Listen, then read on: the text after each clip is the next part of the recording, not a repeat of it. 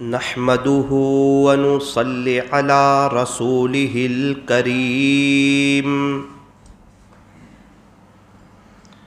أما بعد فأعوذ بالله من الشيطان الرجيم بسم الله الرحمن الرحيم وذكر فإن الذكرى تنفع المؤمنين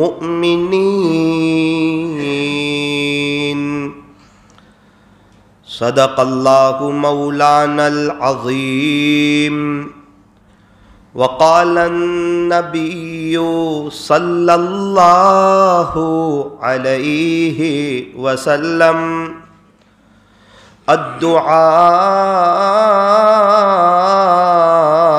سلاح المؤمن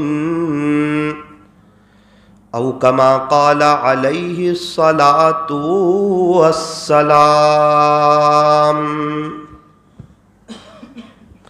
محبت سے درود شریف پڑھ لیجئے۔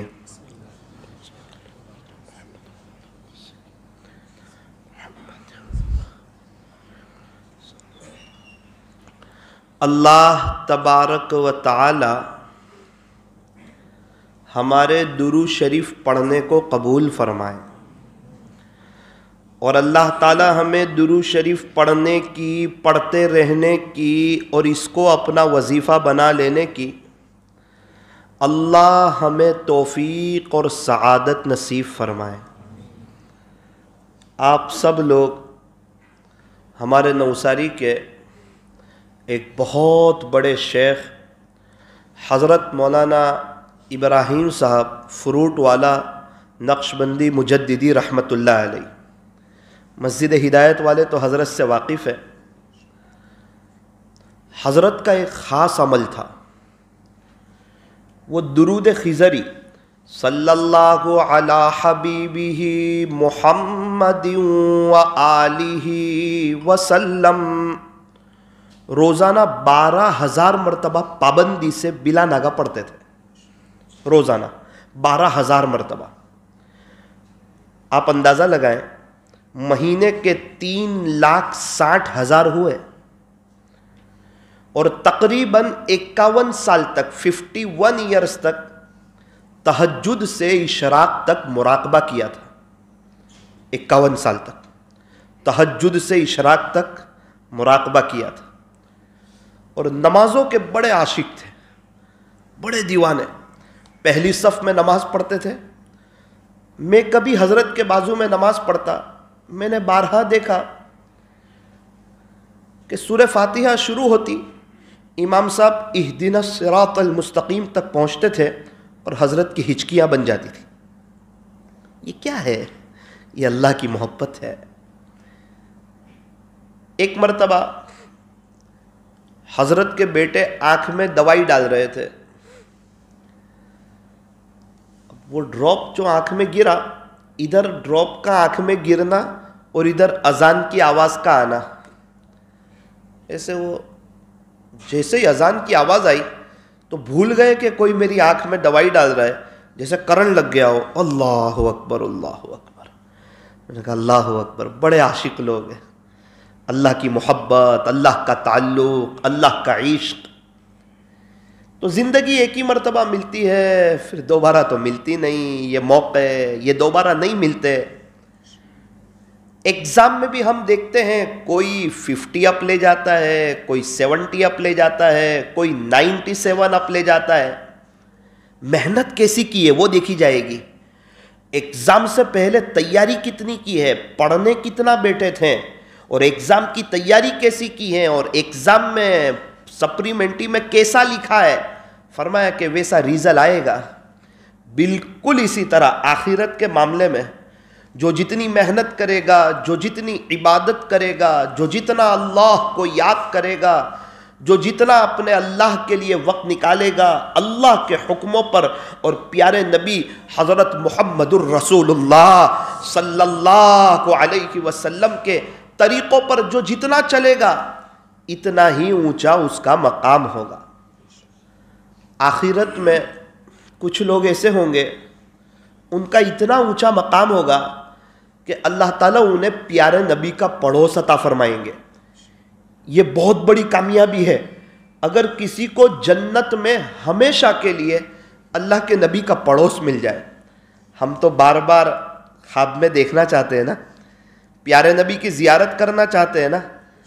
ہمارے یہاں لوگ کیا سمجھتے ہیں کہ درود شریف زیادہ پڑھو تو زیارت بار بار ہوگی, درود شریف زیادہ پڑھو تو زیارت بار بار ہوگی. حالانکہ بات ایسی نہیں ہے. آپ سنتوں پر زیادہ چلو تو زیارت بار بار ہوگی. آپ سنتوں پر زیادہ چلو تو زیارت بار بار ہوگی. درود شریف زیادہ پڑھنے سے زیارت بار بار نہیں ہوگی, سنتوں پر چلنے سے زیارت بار بار ہوگی. ایک بات عرض کروں, سب سے پہلے گھر بنتا ہے, پھر اس پر کلر اور کوتر کام ہوتا ہے. اگر گھر ہی نہ بنا ہو تو کلر اور کوتر کام ہوائی ہو جائے گا. بالکل اسی طرح سنتوں پر چلنا یہ گھر ہے اور درود شریف پڑھنا یہ اس پر کلر ہے اور کوتر کام. ہمارے یہاں بہت سے لوگ ہیں زندگی سنت سے دور اور درود شریف زیادہ پڑھ رہے. ثواب ملے گا تو کہا بالکل ثواب تو ملے گا, برکت تو ملے گی, رحمتیں تو ملے گی, نیکیاں تو ملے گی, گناہ تو معاف ہوں گے, لیکن سنتوں کو چھوڑنے کی وجہ سے اللہ کے نبی اس سے ناراض بھی رہیں گے. اسی لیے میں نے دیکھا اللہ والوں کو کہ وہ درود شریف زیادہ پڑھتے ہیں, ساتھ ہی ساتھ ان کا سنتوں پر پورا عمل بھی ہوتا ہے. ہمارے یہاں کا ایک بڑا طبقہ بطور خاص ہمارے جو محبین حضرات بھی ہیں, جو ہم سے محبت بھی رکھتے ہیں, کچھ محبین حضرات, تو ہم ان کو دیکھتے ہیں کہ وہ سمجھتے ہیں کہ ہمیں درود شریف ہی زیادہ پڑھنا ہے اور سنتوں پر فوکس کرتے نہیں. آج کی مجلس میں نیت کرو کہ انشاءاللہ ہم سنتوں پر بھی چلیں گے اور درود شریف بھی زیادہ پڑھیں گے. ہمارے حضرت رحمت اللہ علیہ آپ کی مسجد ہدایت سے بہت محبت, بہت زیادہ عقیدت, اسی لیے ہمیں بھی پورے سورج سے محبت ہے, لیکن مسجد ہدایت کا کچھ ایک الگ درجہ ہے دل میں. حضرت کی صحبت کی وجہ سے بہت محبت کرتے تھے. اور کبھی حضرت صاحب آئے تو یہاں آنا, اور حضرت مولانا عبد الرحیم صاحب جے پوری رحمت اللہ علیہ سے ایک عاشقانہ محبت. حضرت کا تذکرہ ہے تو آنکھ میں آنسو کا آ جانا, چونکہ ان سے اللہ کا نام سیکھا تھا. اور ہم بھی مسجد ہدایت کو کبھی نہیں بھول سکتے, چونکہ ہم نے حضرت رحمت اللہ علیہ سے اللہ کا نام سیکھا, اور انہوں نے اللہ کا نام سیکھا مسجد ہدایت کی برکت سے. اللہ تعالیٰ نے اس مسجد کی برکت سے کئی لوگوں کو اپنا ولی بنایا. یہ معمولی جگہ نہیں ہے, اللہ نے اس کا نام ہی رکھوایا مسجد ہدایت, کہ صحیح معنوں میں سچی طلب سے یہاں پر آؤ, اللہ آپ کو ہدایت بھی دے گا اور ولایت کا نور بھی دے گا. بہت سے لوگ دور دراز کے رہنے والے یہاں سے بہت بڑا فیض لے کر گئے ہیں, اللہ کا تعلق لے کر گئے ہیں, راتوں کا رونا لے کر کے گئے ہیں, اور اللہ کی محبت ان کے دلوں میں ٹھاٹھے مارتے ہوئے سمندر کی طرح موجود تھی. آپ نے اسپنج کو دیکھا ہوگا, اسپنج کو نچوڑو نا تو اس کی نس نس سے پانی نکلتا ہے. اللہ والوں کے دلوں میں اللہ کی محبت ایسی ہوتی ہے, اگر آپ دیکھ لو تو ان کے اونگ اونگ میں اللہ اللہ بھرا ہوتا ہے. اس کی وجہ کیا ہے؟ وہ اللہ اللہ کثرت سے پڑھتے ہیں, یا تو زبان سے یا دل سے. ہمارے کچھ حضرات ہیں وہ ہر وقت دل سے اللہ کی یاد میں رہتے ہیں, وہ بھی بہت خوش نصیب. عاشق و معشوق رمزست کرامن کاتبین را ہم خبر نیست. یہ جو دل سے اللہ کو یاد کرتے ہیں, جس کو ذکر خفی کہتے ہیں, فرمایا کہ یہ اللہ کے اور بندے کے درمیان ایسا تعلق ہے کہ کرامن کاتبین کو بھی پتہ نہیں چلتا کہ یہ کیا کر رہا ہے. پوچھا جائے گا قیامت کے دن ساری چیزیں لکھ لی؟ تو کہا ہاں ساری چیزیں لکھ لی. اور وہ جو یہ اکیلے میں آنکھ بند کر کے بیٹھے رہتے تھے وہ لکھا؟ کہ وہ تو آنکھ بند کر کے بیٹھتے تھے اور کبھی آنکھ بند کر کے سو جاتے تھے، پتہ نہیں چلتا تھا وہ کیا کر رہے ہیں، ایک خوشبو سی آتی تھی، او ہو اس کا ثواب تو اللہ ہی دے گا۔ دل سے اللہ کو یاد کرنا، ہم تم ہی آگاہ ہے بس اس ربط خفی سے، ہم تم ہی آگاہ ہے بس اس ربط خفی سے، معلوم کسی اور کو یہ راز نہیں ہے، تم سا کوئی ہمدم کوئی دمساز نہیں ہے، باتیں تو ہیں ہر دم مگر آواز نہیں ہے، باتیں تو ہیں ہر دم مگر آواز نہیں ہے۔ بطور خاص جو نقشبندیہ سلسلے سے جڑے ہوئے ہیں وہ اس عاجز کی بات ابھی اچھی طریقے پر سمجھ سکتے ہوں گے کہ میں کیا کہنا چاہ رہا ہوں اور کہاں اشارہ دینا چاہ رہا ہوں۔ وہ جو عاشق صادق ہیں وہ کب فریاد کرتے ہیں، اللہ کے سچے عاشق ہیں، ان کی زبان پر ہمیشہ شکر ہوتا ہے، شکوہ نہیں ہوتا، ہمیشہ شکر، ہر حال میں شکر۔ ان کو پتا ہے دنیا کی زندگی گزر جائے گی۔ شاعر نے بڑی اچھی بات کہی، یہاں ایسے رہے کہ ویسے رہے، یہاں ایسے رہے کہ ویسے رہے۔ کیا مطلب؟ فلیٹ میں بھی گزرے گی، بنگلے میں بھی زندگی گزرے گی، جھوپڑے میں بھی گزرے گی، کرائے کے مکان میں بھی گزرے گی، فٹ پاتھ پر بھی گزرے گی۔ یہ دنیا ایک گزرگاہ ہے، یہاں کی زندگی گزر جائے گی۔ ہندوستان میں ہو، بیرون میں ہو، عرب میں ہو، عجم میں ہو، صحرا میں ہو، اور کہیں پر بھی ہو، کچھ لوگوں کی زندگیاں جیلوں میں گزر رہی ہے، کچھ لوگوں کی ہسپتالوں میں گزر رہی ہے، کچھ لوگوں کی سڑکوں پر گزر رہی ہے، کچھ لوگوں کی ہیرو کی نقل اتارتے اتارتے گزر رہی ہے، اور کچھ لوگوں کی پیارے نبی کی نقل اتارتے اتارتے گزر رہی ہے۔ یہ زندگی رکتی نہیں، وقت رکتا نہیں، وقت تھمتا نہیں، یہ وقت تو گزرتا جا رہا ہے، گزرتا ہی جائے گا۔ یہ وقت کیا گزرے گا، ایک دن آئے گا میں اور آپ ہی گزر جائیں گے، میں اور آپ ہی دنیا سے چلے جائیں گے۔ تو فرمایا کہ وقت کی قدر کرنی ہے، جو وقت چلا جائے وہ دوبارہ لوٹ کر کے آتا نہیں ہے۔ عقل مند انسان وہ ہیں جو وقت کی قدر کریں، وقت کو وصول کریں۔ فرمایا وقت کی قدر کیسے کرو؟ جیسے بخیل لوگ اپنے مال کی قدر کرتے ہیں۔ بخیل کی پوری کوشش ہوتی ہے کہ میرا مال ذرا بھی خرچ نہ ہو اور میرا پیسہ خرچ نہ ہو، وہ بہت سنبھال سنبھال کے اپنا پیسہ خرچ کرتے ہیں، حالانکہ وہ اچھی بات نہیں ہے، وہ اللہ کو ناراض کرنے والی چیز ہے۔ فرمایا بخیل آدمی جنت میں نہیں جائے گا، بخیل اللہ سے دور، بخیل اللہ کی رحمت سے دور، بخیل جنت سے دور، بخیل لوگوں سے دور۔ اور سخی آدمی فرمایا وہ اللہ کے قریب، اللہ کی مخلوق کے قریب، جنت کے قریب۔ سخی آدمی سے تو شیطان بھی ڈرتا ہے کہ پتہ نہیں کہاں جا کے سخاوت کرے گا اور اللہ کی رحمت کا دریا جوش میں آئے گا اور میرا اللہ اس کو کب معاف کر دے کچھ پتہ نہیں ہے۔ اس لیے فرمایا لائف میں کبھی بھی بخیل نہ بنو، ہمیشہ سخی بنو۔ سخاوت کرنے سے پیسہ کم ہوتا نہیں، اللہ کے نام پر دینے سے پیسہ کم ہوتا نہیں، بلکہ اللہ کے نام پر دینے والے کو اللہ اتنا دیتے ہیں کہ وہ خود تھک جاتا ہے، اللہ تعالیٰ اس کو اتنا دیتے ہیں۔ تو بات چل رہی تھی دل سے اللہ کو یاد کرنا۔ چونکہ یہاں نقشبندیہ سلسلے کے لوگ زیادہ ہیں، اس لیے دو بات عرض کر دوں کہ نقشبندیہ سلسلے میں سلوک کیسے طے ہوتا ہے۔ اللہ کرے اللہ میرا بھی طے فرمائے، آپ کا بھی طے فرمائے۔ نقشبندیہ سلسلے میں جو سلوک طے ہوتا ہے وہ نمبر 1 اتباع سنت کی وجہ سے، سنت کا اتباع۔ چونکہ یہ سلسلہ ڈائریکٹ سیدنا صدیق اکبر رضی اللہ عنہ سے ملتا ہے۔ پروانے کو چراغ اور بلبل کو پھول بس صدیق اکبر کے لیے ہے خدا کا رسول بس۔ پروانے کو کیا چاہیے؟ اس کو تو روشنی چاہیے۔ یہ جو فدی اڑتی ہے نا، اس کو کیا چاہیے؟ اس کو لائٹ چاہیے۔ جہاں روشنی ہوگی وہاں جا کر فدی بیٹھے گی۔ اور بلبل کو، پروانے کو چراغ، اور بلبل کو کیا چاہیے؟ فرمایا بلبل کو تو پھول دے دو، اس کو تو مزائی پھول پر آتی ہے.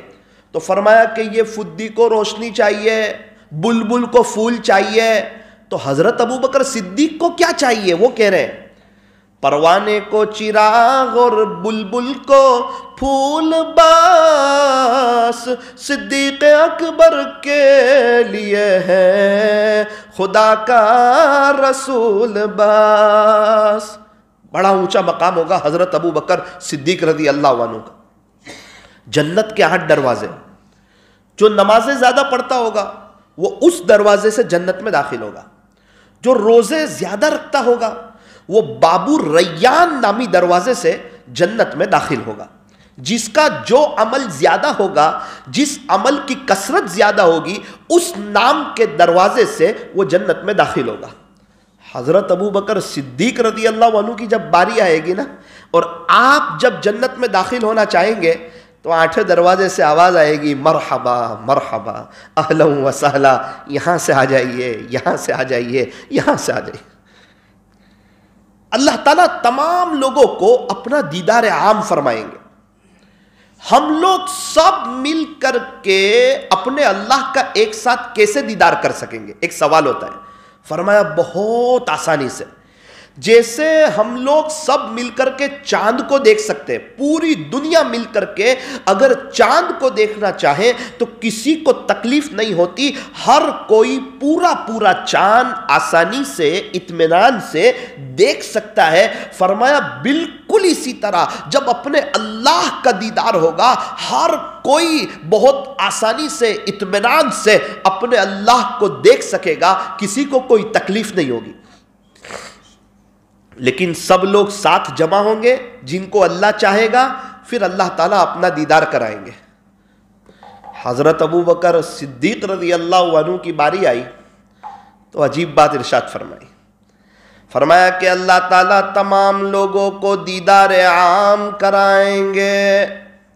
ولی ابی بکر خاصتاً، اور حضرت ابوبکر کو اپنا دیدار خاص کرائیں گے.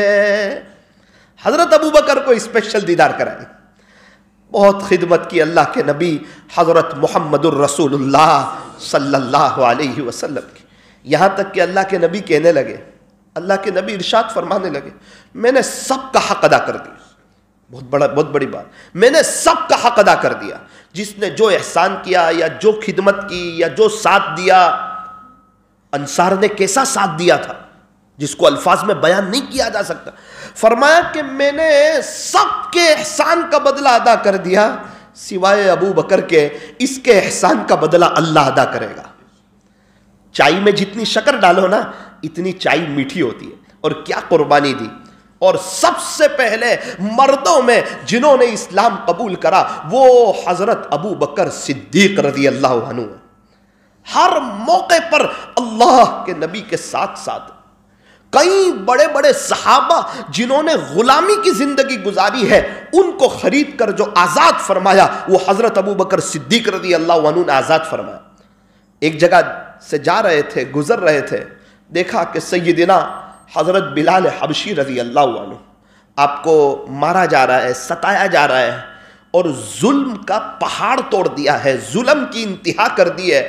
حضرت ابو بکر صدیق رضی اللہ عنہ یہ دیکھ کر تاب نہ لا سکے کہ بلال کو اس لیے مارا جاتا ہے کہ یہ مسلمان ہے، بلال کو اس لیے مارا جاتا ہے کہ یہ اللہ کا اور اللہ کے نبی کا دیوانہ ہے.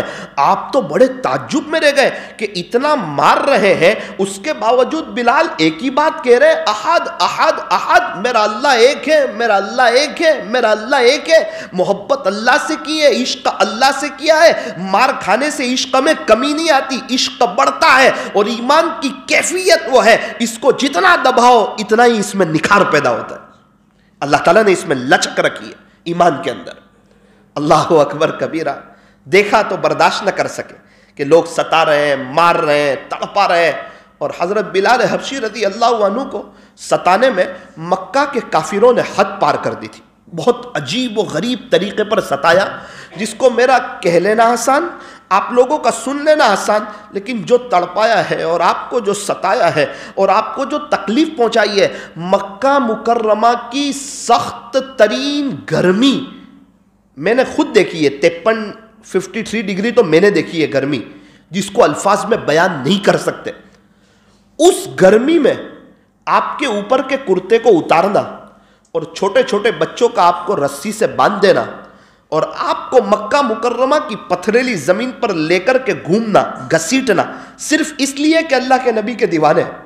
اور ہمارے یہاں اتنا اچھا موقع ہے اللہ کے نبی کے دیوانے بننے کا، پھر بھی لوگ بننے کے لیے تیار نہیں، پھر بھی لوگ عاشق رسول بننے کے لیے تیار نہیں۔ کوئی تکلیف نہیں ہے، راحت ہی راحت ہے، اللہ بھی ملے گا، دنیا بھی ملے گی، جنت بھی ملے گی، قبر بھی بن جائے گی، اللہ بھی خوش، اللہ کے نبی بھی خوش۔ بلکہ یہاں تو کوئی عاشق رسول بن جائے تو راحت ہی راحت، چہرے پر نور، دل میں سکون، محبتوں بھری زندگی، اور دنیا بہتر، قبر بہتر، آخرت بہتر، اور بہت آسان ہے۔ سنتوں کی کتابیں مل رہی ہے، پیارے نبی کی پیاری سنتیں، علیکم بسنتی، اسوہ رسول اکرم صلی اللہ علیہ وسلم، ماں کے پیٹ سے قبر کے پیٹ تک کی سنتیں، اللہ اکبر کبیرہ۔ ہم تو ہر مہینے میں 2-3 سنتوں کی کتاب پڑھ سکتے ہیں۔ ہمارے یہاں ایسے اللہ والے موجود ہیں، ان کی زندگی سنتوں سے بھری ہوئی ہے، آپ ان کو دیکھ کر کے اللہ کے نبی کی سنتوں کو سیکھ سکتے ہیں، اور ہم سنتوں پر چل سکتے ہیں اور سنتوں کے مطابق اپنی زندگی کو گزار سکتے ہیں۔ ہم پر کوئی روک ٹوک نہیں، کوئی پابندی نہیں، کوئی دباؤ نہیں، کوئی بولنے والا نہیں، بلکہ راحت ہی راحت، اطمینان ہی اطمینان، خیر ہی خیر، بھلائی ہی بھلائی۔ پھر بھی آج کا ہمارا نوجوان وہ غیروں کی نقل اتارنے کے لیے تیار ہے، آقا کی سنتوں پر مر مٹنے کے لیے تیار نہیں۔ اور یہاں مکہ کے کافر حضرت بلال حبشی رضی اللہ عنہ کی جان لینے کے لیے تیار، اس لیے کہ وہ سنتوں پر چلتے، حالانکہ غلام ہے، حبشی ہے، کالے رنگ کے، بہت سمجھایا، اور مار تو ایسا مارتے تھے کوڑے سے کہ مختلف لوگوں کی باری آتی تھی مکہ کے کافروں میں۔ امیہ بن خلف تو اتنی زور سے مارتا تھا، کبھی ابو جہل کی باری آتی، کبھی امیہ بن خلف کی باری آتی۔ حضرت شیخ نے لکھا ہے کہ ہر کوئی اپنی پوری طاقت جھونک دیتا تھا، اس کی طاقت ختم ہوئی اب اس کا نمبر آیا، اس کی طاقت ختم ہوئی اب اس کا نمبر آیا۔ تو ایسا نہیں کہ مار نہیں لگتی تھی، ابھی کسی کو پتھر مارو تو اس کو لگے گا، بھائی لگتا تو تھا، لیکن ساتھ میں صبر تھا، ساتھ میں اللہ کا تعلق تھا، اللہ کا عشق تھا، پتہ ہے قربانیاں ضائع نہیں جاتی ہے، اللہ کی محبت کے علاوہ ہر محبت غم دیتی ہے، تو یہ میں اللہ سے محبت کر رہا ہوں، اور جو جتنا اللہ کی راہ میں قربانی دیتا ہے اتنا ہی اونچا اس کا خدا کے دربار میں مقام ہوتا ہے۔ آپ مار کھاتے جا رہے ہیں، آپ کو ستایا جا رہا ہے، آپ کو تڑپایا جا رہا ہے، آپ کو پریشان کیا جا رہا ہے، آپ سب کچھ برداشت کر رہے ہیں، حد تو یہ پار کر دی کہ آپ کو مکہ مکرمہ کی سخت پتھریلی زمین میں آپ کا اوپر کا کرتا اتار کر کے آپ کو گھسیٹا جاتا، اور جہاں بہت زیادہ سخت دھوپ ہوتی نا، وہاں آپ کے سینے پر شیشم جیسا بھاری بھرکم پتھر رکھ دیا جاتا، چونکہ شیشم کا پتھر بہت گرم ہوتا ہے، تو وہ شیشم جیسا بھاری بھرکم پتھر آپ کے سینے پر رکھ دیا جاتا، نیچے سے پتھریلی زمین کے وہ داغ، اللہ اکبر، اور اوپر سے شیشم جیسا بھاری بھرکم پتھر، سخت تڑپ رہے ہیں، سخت جھلس رہے ہیں، صرف اس لیے کہ اللہ کے نبی کی بات کو مانا ہے، اور کہا جاتا بلال کیوں تکلیف برداشت کرتے، کیا ہو گیا آپ کو، ہم آپ کو یہ دیں گے، آپ کے لیے راحت ہی راحت ہے۔ ایک دفعہ اللہ اس کے رسول کا انکار کر دے، ساری تکلیفیں ختم۔ اس وقت حضرت بلال کی زبان سے نکلتا تھا احد احد احد، نا میرا اللہ ایک ہے، میرا اللہ ایک ہے، میرا اللہ ایک ہے۔ عشق اللہ سے کیا ہے، محبت اللہ سے کی ہے، دل کی تار اللہ سے جوڑی ہے، یہ تعلق اور عشق کی بات ہے۔ پھر کیا ہونا تھا، کسی کی قربانی ضائع ہو جاتی ہے کیا، کسی کی محنتیں رائے گا ہو جاتی ہے کیا، کسی کی محنتیں بیکار ہو جاتی ہے کیا؟ فرمایا نا، اللہ اس کے رسول کے نام پر دی ہوئی قربانیاں کبھی بھی ضائع نہیں ہوتی۔ پھر ہجرت کا وقت آیا، آپ مدینہ منورہ تشریف لے گئے، مسجد نبوی کی تعمیر ہوئی، اذان دینے کی باری آئی کہ اب اذان کون دے گا۔ سارے واقعے کو مختصر کرتے ہوئے ایک دو بات عرض کروں، اب اذان کون دے گا؟ اللہ اکبر کبیرہ، اب قربانیوں کا پھل مل رہا ہے، اب قربانیوں کا بدلہ مل رہا ہے، اب قربانیوں کا صلہ مل رہا ہے۔ بھائی مسجد نبوی کے امام کون ہوں گے؟ کہ اللہ کے بعد جن کا مرتبہ ہے، اللہ کے بعد جن کا مرتبہ حضرت محمد الرسول اللہ صلی اللہ علیہ وسلم، یہ مسجد نبوی شریف کے امام ہوں گے۔ مؤذن حضرت ابو بکر ہوں گے؟ فرمایا نہیں۔ تو حضرت عمر ہوں گے؟ فرمایا نہیں۔ حضرت عثمان ہوں گے؟ فرمایا نہیں۔ حضرت علی ہوں گے؟ فرمایا نہیں۔ تو پھر مؤذن کون؟ تو کہا امام محمد الرسول اللہ صلی اللہ علیہ وسلم، اور مؤذن حضرت بلال حبشی رضی اللہ عنہ۔ اللہ اکبر کبیرہ۔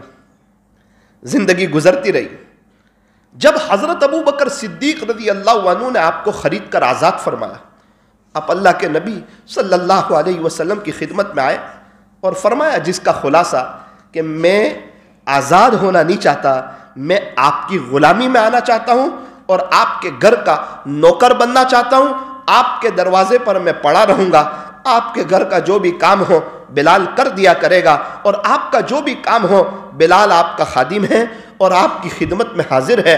ہر وقت اکثر اللہ کے رسول کے گھر کے باہر حضرت بلال حبشی رضی اللہ عنہ پڑے رہتے، اللہ کے نبی صلی اللہ علیہ وسلم کے بہت سے کام انجام دیا کرتے، آپ اذان دیتے اور مکہ مکرمہ اور مدینہ منورہ میں آپ کی اذان سن کر کے لوگ خوش ہو جاتے۔ عجیب و غریب اللہ تعالیٰ نے آپ کو آواز دیا تھا۔ اللہ کے نبی صلی اللہ علیہ وسلم نے جب دنیا سے پردہ فرمایا، سارے صحابہ کو غم لگا، بہت شدت سے غم لگا، جس کو الفاظ میں بیان نہیں کیا جا سکتا۔ حضرت انس رضی اللہ عنہ بیان کرتے ہیں کہ اللہ کے نبی صلی اللہ علیہ وسلم جب مدینہ منورہ آئے تھے تو مدینہ منورہ میں ہر طرف خوشی خوشی تھی، خوشی کی ایک لہر تھی، ہر جگہ سے خوشی ٹپکتی تھی کہ خزانہ ہمارے پاس آ گیا، اللہ کے نبی ہمارے پاس آ گئے، اللہ کے بعد جن کا مرتبہ ہے وہ ہمارے پاس آ گئے۔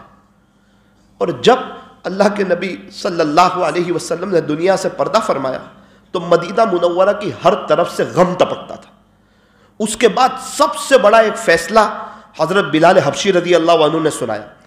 ایک تو صحابہ کے دلوں پر بوجھ تھا اللہ کے نبی کی وفات کا، اور دوسرا جو جملہ تھا وہ حضرت بلال کا۔ حضرت ابو بکر صدیق رضی اللہ عنہ سے کہا کہ بھئی نماز کا وقت آئے، اس سے پہلے ہی کہہ دیا کہ دیکھو آپ مجھے معاف کرنا، اب امام نہ رہے تو اب مؤذن بھی نہیں رہ سکتا، اب امام نہ رہے کیسے میں اذان کیسے تکبیر دوں گا؟ بولے اللہ کے نبی صلی اللہ علیہ وسلم کا حجرہ کھلتا تھا، آپ وہاں سے باہر تشریف لاتے تھے تو میں آپ کو دیکھ کے تکبیر شروع کرتا تھا، اور آپ آگے امام ہوتے تھے اور میں پیچھے تکبیر دیتا تھا۔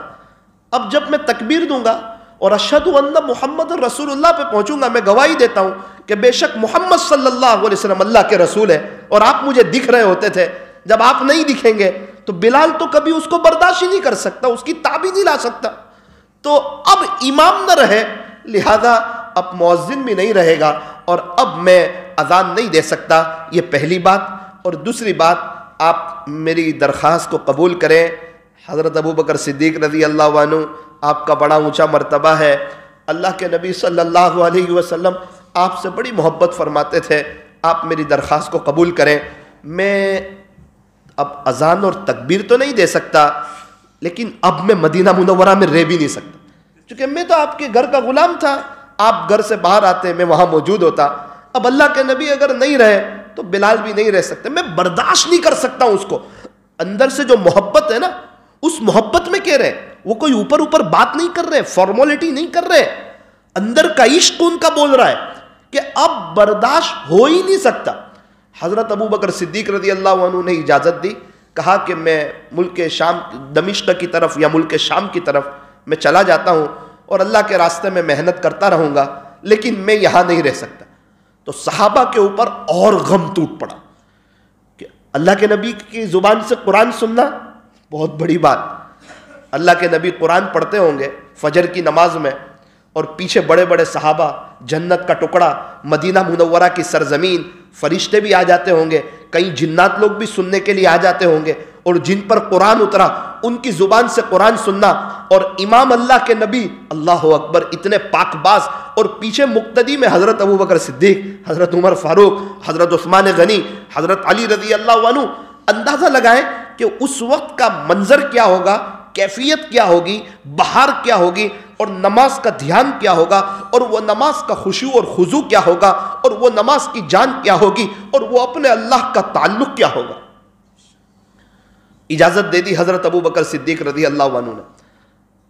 تو حضرت انس رضی اللہ عنہ فرماتے ہیں اللہ کے نبی صلی اللہ علیہ وسلم جب مدینہ منورہ میں تشریف لائے ہر طرف خوشی ہی خوشی تھی، اور آپ نے جب دنیا سے پردہ فرمایا ہر طرف غم ہی غم تھا. انصار کے بہت سے بچے بچیاں اور انصار کے لوگ جب اللہ کے نبی صلی اللہ علیہ وسلم نے ہجرت کا ارادہ فرمایا نا، تو وہ لوگ ایک جگہ پر آ جاتے تھے اور اللہ کے نبی کا انتظار کرتے تھے. روزانہ آتے انتظار کرتے، آتے انتظار کرتے. ایک مرتبہ پتہ چلا کہ قافلہ آ رہا ہے، ایسا لگا کہ اس میں اللہ کے نبی آ رہے ہیں. اوہ، اور جیسے ہی نظر پڑ گئی کہ ہاں یہی قافلہ ہے، اور اسی قافلے میں اللہ کے نبی صلی اللہ علیہ وسلم ہے، اور انصار کی بچیوں کی نظر پڑی ہے، فی البدی ان کی زبان سے یہ جملے نکلے طلع البدر علینا من ثنیات الوداع. خلاصہ یہ ہے آج تو ہم پر 14ویں رات کا چاند طلوع ہو گیا ہے. چاند تو آج نکلا، بہار تو آج آئی، خوشیاں تو آج آئی، اور سب آ کر کے ملنے لگے، اور ہر ایک کی ایک ہی چاہت، ایک ہی درخواست، ایک ہی تمنا، آپ ہمارے گھر چلیں، آپ ہمارے گھر چلیں، آپ ہمارے گھر چلیں، آپ ہمارے مہمان، آپ ہمارے مہمان. ہر ایک کی چاہت، ہر ایک کی تمنا. اللہ کے نبی صلی اللہ علیہ وسلم نے خلاصہ یہ ہے اونٹنی کی نکیل چھوڑ دی، اور یوں فرمایا کہ یہ اللہ کے حکم پر مامور ہے، یہ جہاں جائے گی وہاں پر ہمارا قیام ہوگا. پورا مجمع اس اونٹنی کے پیچھے پیچھے چلنے لگا کہ ایک کاش اونٹنی ہمارے گھر پر رک جائے، اونٹنی ہمارے گھر پر رک جائے. لیکن قسمت جاگی سیدنا حضرت ابو ایوب انصاری رضی اللہ عنہ کی. ان کی تو خوشی کی انتہا نہ رہی، بہت پہلے سے وہ اس کی تیاری کرتے تھے، اور اللہ تعالیٰ نے ان کو یہ مقام عطا فرمایا، یہ سعادت عطا فرمائی. آپ کی اونٹنی وہاں جا کر رکی، اور تقریباً آپ نے 6 مہینے حضرت ابو ایوب انصاری رضی اللہ عنہ کے مکان پر قیام فرمایا. تو بہت سے صحابہ صحابیات آنے لگے تحفے لے کر کے، گفٹ لے کر کے، ہدیے لے کر کے. اللہ کے نبی یہ ہماری طرف سے آپ کو ہدیہ، اللہ کے نبی یہ ہماری طرف سے آپ کو ہدیہ. اور اللہ کے نبی کی بات یہ تھی کہ وہ ہدیہ قبول کرتے تھے، صدقے کا مال وہ قبول نہیں کرتے تھے، ہدیہ قبول کرتے تھے وہ. تو حضرت انس رضی اللہ عنہ کی جو اماں ہے نا وہ بھی آئی اور آ کر کہنے لگی اللہ کے نبی مجھے بھی آپ کو کچھ گفٹ دینا ہے، کچھ ہدیہ دینا ہے، اور میرے پاس دینے کے لیے ہے کچھ نہیں، تو اگر آپ قبول کر لیں تو ہمارے لیے بہت خوشی کی بات ہوگی. میں میرے بیٹے انس کو لے کر آ گئی ہوں گفٹ میں. اللہ اکبر. یہ انس 9-10 سال کا بچہ ہے، آپ کے پاس رہا کرے گا، آپ کی خدمت کر دیا کرے گا، آپ کے کام، گھر کے کام میرا بیٹا حضرت انس کر دیا کرے گا اگر آپ کی اجازت ہو. اللہ کے نبی صلی اللہ علیہ وسلم نے حضرت انس رضی اللہ عنہ کو اپنی خدمت کے لیے قبول فرمایا. اللہ. پھر جو آپ نے دعائیں دی تھی حضرت انس رضی اللہ عنہ کو، حضرت انس فرماتے ہیں کہ میں نے 10 سال آپ آقا کی خدمت کی، کبھی بھی آپ نے مجھے ڈانٹا نہیں، کچھ بولا نہیں، کچھ جھڑکی دی نہیں، کچھ برا بھلا کہا نہیں. کبھی پیارے نبی مجھے کچھ کام سپرد کرتے، میں کام کرنے جاتا، کم عمری کی وجہ سے بچوں کے ساتھ کھیلنے لگ جاتا، اللہ کے نبی آتے، خلاصہ یہ ہے کہ پوچھتے وہ کام ہوا ہے، یا مجھے دیکھتے اور خود جا کر کے کام کر لیتے. کبھی مجھے ڈانٹتے نہیں، کبھی مجھے بولتے نہیں. اللہ اکبر کبیرہ. وقت گزرتا گیا. حضرت انس رضی اللہ عنہ فرماتے ہیں جب آقا نے دنیا سے پردہ فرمایا مدینہ منورہ میں ہر طرف ایک غم کی کیفیت تھی. حضرت بلال حبشی رضی اللہ عنہ تو چلے گئے، کچھ مہینے ہو گئے، ایک اچھی خاصی مدت گزر گئی. حضرت بلال رضی اللہ عنہ آرام کے لیے لیٹے. خواب میں زیارت ہوئی رحمت دو عالم حضرت محمد الرسول اللہ صلی اللہ علیہ وسلم کی. فرمایا بلال کیا ظلم ہے، ہمارے پاس آتے بھی نہیں، یعنی مدینہ منورہ سے گئے ہوئے اتنا وقت ہوا، اب ہمارے پاس آتے بھی نہیں، سلام عرض کرنے بھی نہیں آتے، کیا بات ہے. جیسے ہی آنکھ کھلی تو بے چین ہو گئے، اور مدینہ منورہ کے ایک جوش میں اور ایک شوق میں کہ اللہ کے نبی نے بلایا ہے، اللہ کے نبی نے یاد کیا ہے، ہلکا پھلکا سامان لیا، پتہ نہیں ہے مکہ والوں کو کہ حضرت بلال آ رہے ہیں، ہلکا مدینہ والوں کو پتہ نہیں ہے، ہلکا پھلکا سامان لیا اور سفر کی تیاری کی اور سفر پر چلنے لگے۔ رات دن سفر طے کرتے کرتے آپ پہنچے مدینہ منورہ میں۔ حضرت بلال حبشی رضی اللہ عنہ اس کیفیت میں تھے کہ اللہ کے نبی صلی اللہ علیہ وسلم نے مجھے بلایا ہے، اب میری پیارے نبی سے ملاقات ہو ہی جائے گی، اب میری پیارے نبی سے ملاقات ہو ہی جائے گی۔ اور مدینہ منورہ میں پہنچنے کے بعد حضرت بلال حبشی رضی اللہ عنہ کسی کے مکان پر نہیں جا رہے، کسی کے گھر پر نہیں جا رہے، ڈائریکٹ اللہ کے نبی صلی اللہ علیہ وسلم کی قبر مبارک پر حاضری دی۔ پھر کیا کیفیت ہوئی ہوگی اللہ ہی بہتر جانتا ہے، لیکن کچھ لوگوں کی نظر پڑ گئی کہ حضرت بلال آئے ہیں، کچھ لوگوں کی نظر پڑ گئی کہ حضرت بلال آئے ہیں، اور ان حضرت بلال کا آنا ان کے لیے ایک خوشی کی لہر کا دوڑنا کہ امام تو نہ رہے لیکن آج مؤذن آ چکے ہیں۔ لیکن یہ بھی معلوم تھا کہ حضرت بلال نے قسم کھائی تھی کہ میں اب کبھی بھی اذان نہیں دوں گا، قسم کھا کر کہا تھا اب میں کبھی بھی اذان، اصل میں دے ہی نہیں سکتا، اس کو برداشت ہی نہیں کر سکتا، اس کی تاب ہی نہیں لا سکتا، اس لیے اب کبھی بھی میں اذان نہیں دوں گا۔ تو کچھ لوگ جو بڑے سمجھدار تھے، نواسۂ رسول سیدنا حضرت حسن اور حضرت حسین رضی اللہ عنہ کے پاس پہنچ گئے اور کہا کہ چچا جان آئے ہیں، حضرت بلال آئے۔ اچھا، حضرت بلال دیکھتے تھے نا نانا کے ساتھ ساتھ ہی رہتے ہیں، اور حضرت بلال رضی اللہ عنہ کو حضرت حسن اور حضرت حسین سے بڑی محبت تھی اور بڑی عقیدت تھی جس کو الفاظ میں بیان نہیں کیا جا سکتا۔ وہ اللہ کے نبی صلی اللہ علیہ وسلم جو پیار کرتے تھے نا حسنین کریمین کو، حضرت بلال اپنی آنکھوں سے وہ منظر سب دیکھ چکے تھے، اس لیے ایک دل سے محبت تھی۔ کسی نے کہا کہ وہ حضرت بلال آئے ہیں، روزے پر حاضری دے رہے ہیں اور وہ اذان تو دیں گے نہیں، انہوں نے قسم کھا لی ہے، لیکن اگر اذان دے دے اور قسم کا کفارہ دے دے تو اذان تو دے سکتے ہیں، قسم کا کفارہ بھی موجود ہے نا۔ تو پیارے بچوں، آپ جاؤ اور بڑے ادب سے ان سے یہ سوال کر دینا، درخواست کر دینا کہ چچا جان آپ میرے نانا جان کے زمانے کی ایک اذان دے دو۔ ابھی کسی کو پتہ نہیں ہے، سب لوگوں کو حضرت بلال آئے۔ حضرت بلال حبشی رضی اللہ عنہ ایک غم میں ڈوبے ہوئے اللہ کے نبی صلی اللہ علیہ وسلم کے روزے پر حاضر ہے۔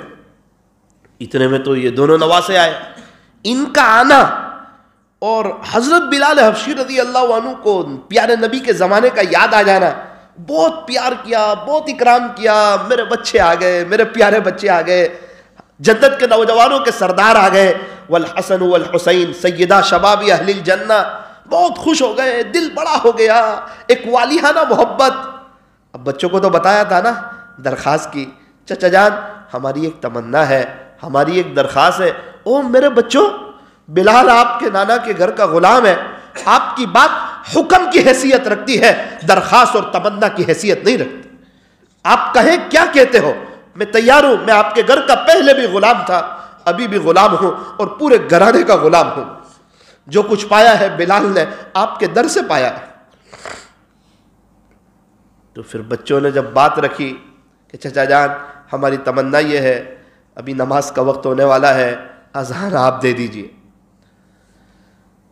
پھر نیچے دیکھنے لگے، فرمایا کہ بچوں قسم کھائی تھی اذان نہیں دوں گا، لیکن آپ کی فرمائش ایسی ہے، اس کو ٹالا نہیں جا سکتا، یہ درخواست نہیں ہے، یہ حکم ہے، اللہ کے نبی آپ سے بڑا پیار کرتے تھے، میں قسم کا کفارہ دوں گا اور اب میں اذان بھی دوں گا۔ حضرت بلال حبشی رضی اللہ عنہ اذان دینے کے لیے اوپر ایک بلند جگہ تھی، وہاں پر گئے، اور ان کو اندازہ تھا حضرت بلال کو کہ میں اذان نہیں دے سکتا، چونکہ اذان کا ثواب بہت بڑا ہے، آپ کبھی بھی اذان دینا نہیں چھوڑ سکتے تھے، آپ نے اذان کے فضائل اللہ کے نبی سے سن چکے تھے، لیکن چونکہ وہ عشق اتنا تھا اللہ کے نبی سے کہ ان کو پتا تھا کہ میں اذان نہیں دے سکوں، لیکن ایک طرف لاڈلے کی درخواست ایسی تھی بچوں کی کہ ان کو ٹالا نہیں جا سکتا تھا، دونوں باتیں سامنے آ گئی، کہیں ایسا نہ ہو بچوں کی فرمائش کو ٹھکرا دیا، کہیں پیارے نبی ناراض نہ ہو جائے۔ اذان دینے کے لیے کھڑے ہوئے اور حضرت بلال نے جو اذان شروع کی، اللہ اکبر اللہ اکبر، ان کا اللہ اکبر کہنا لکھا ہے کہ مدینہ منورہ کی عورتیں تک روتی ہوئی باہر آ گئی.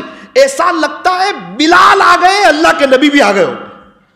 وہ اللہ کے نبی کا زمانہ ایک دم تازہ ہو گیا حضرت بلال کی اذان سن کے.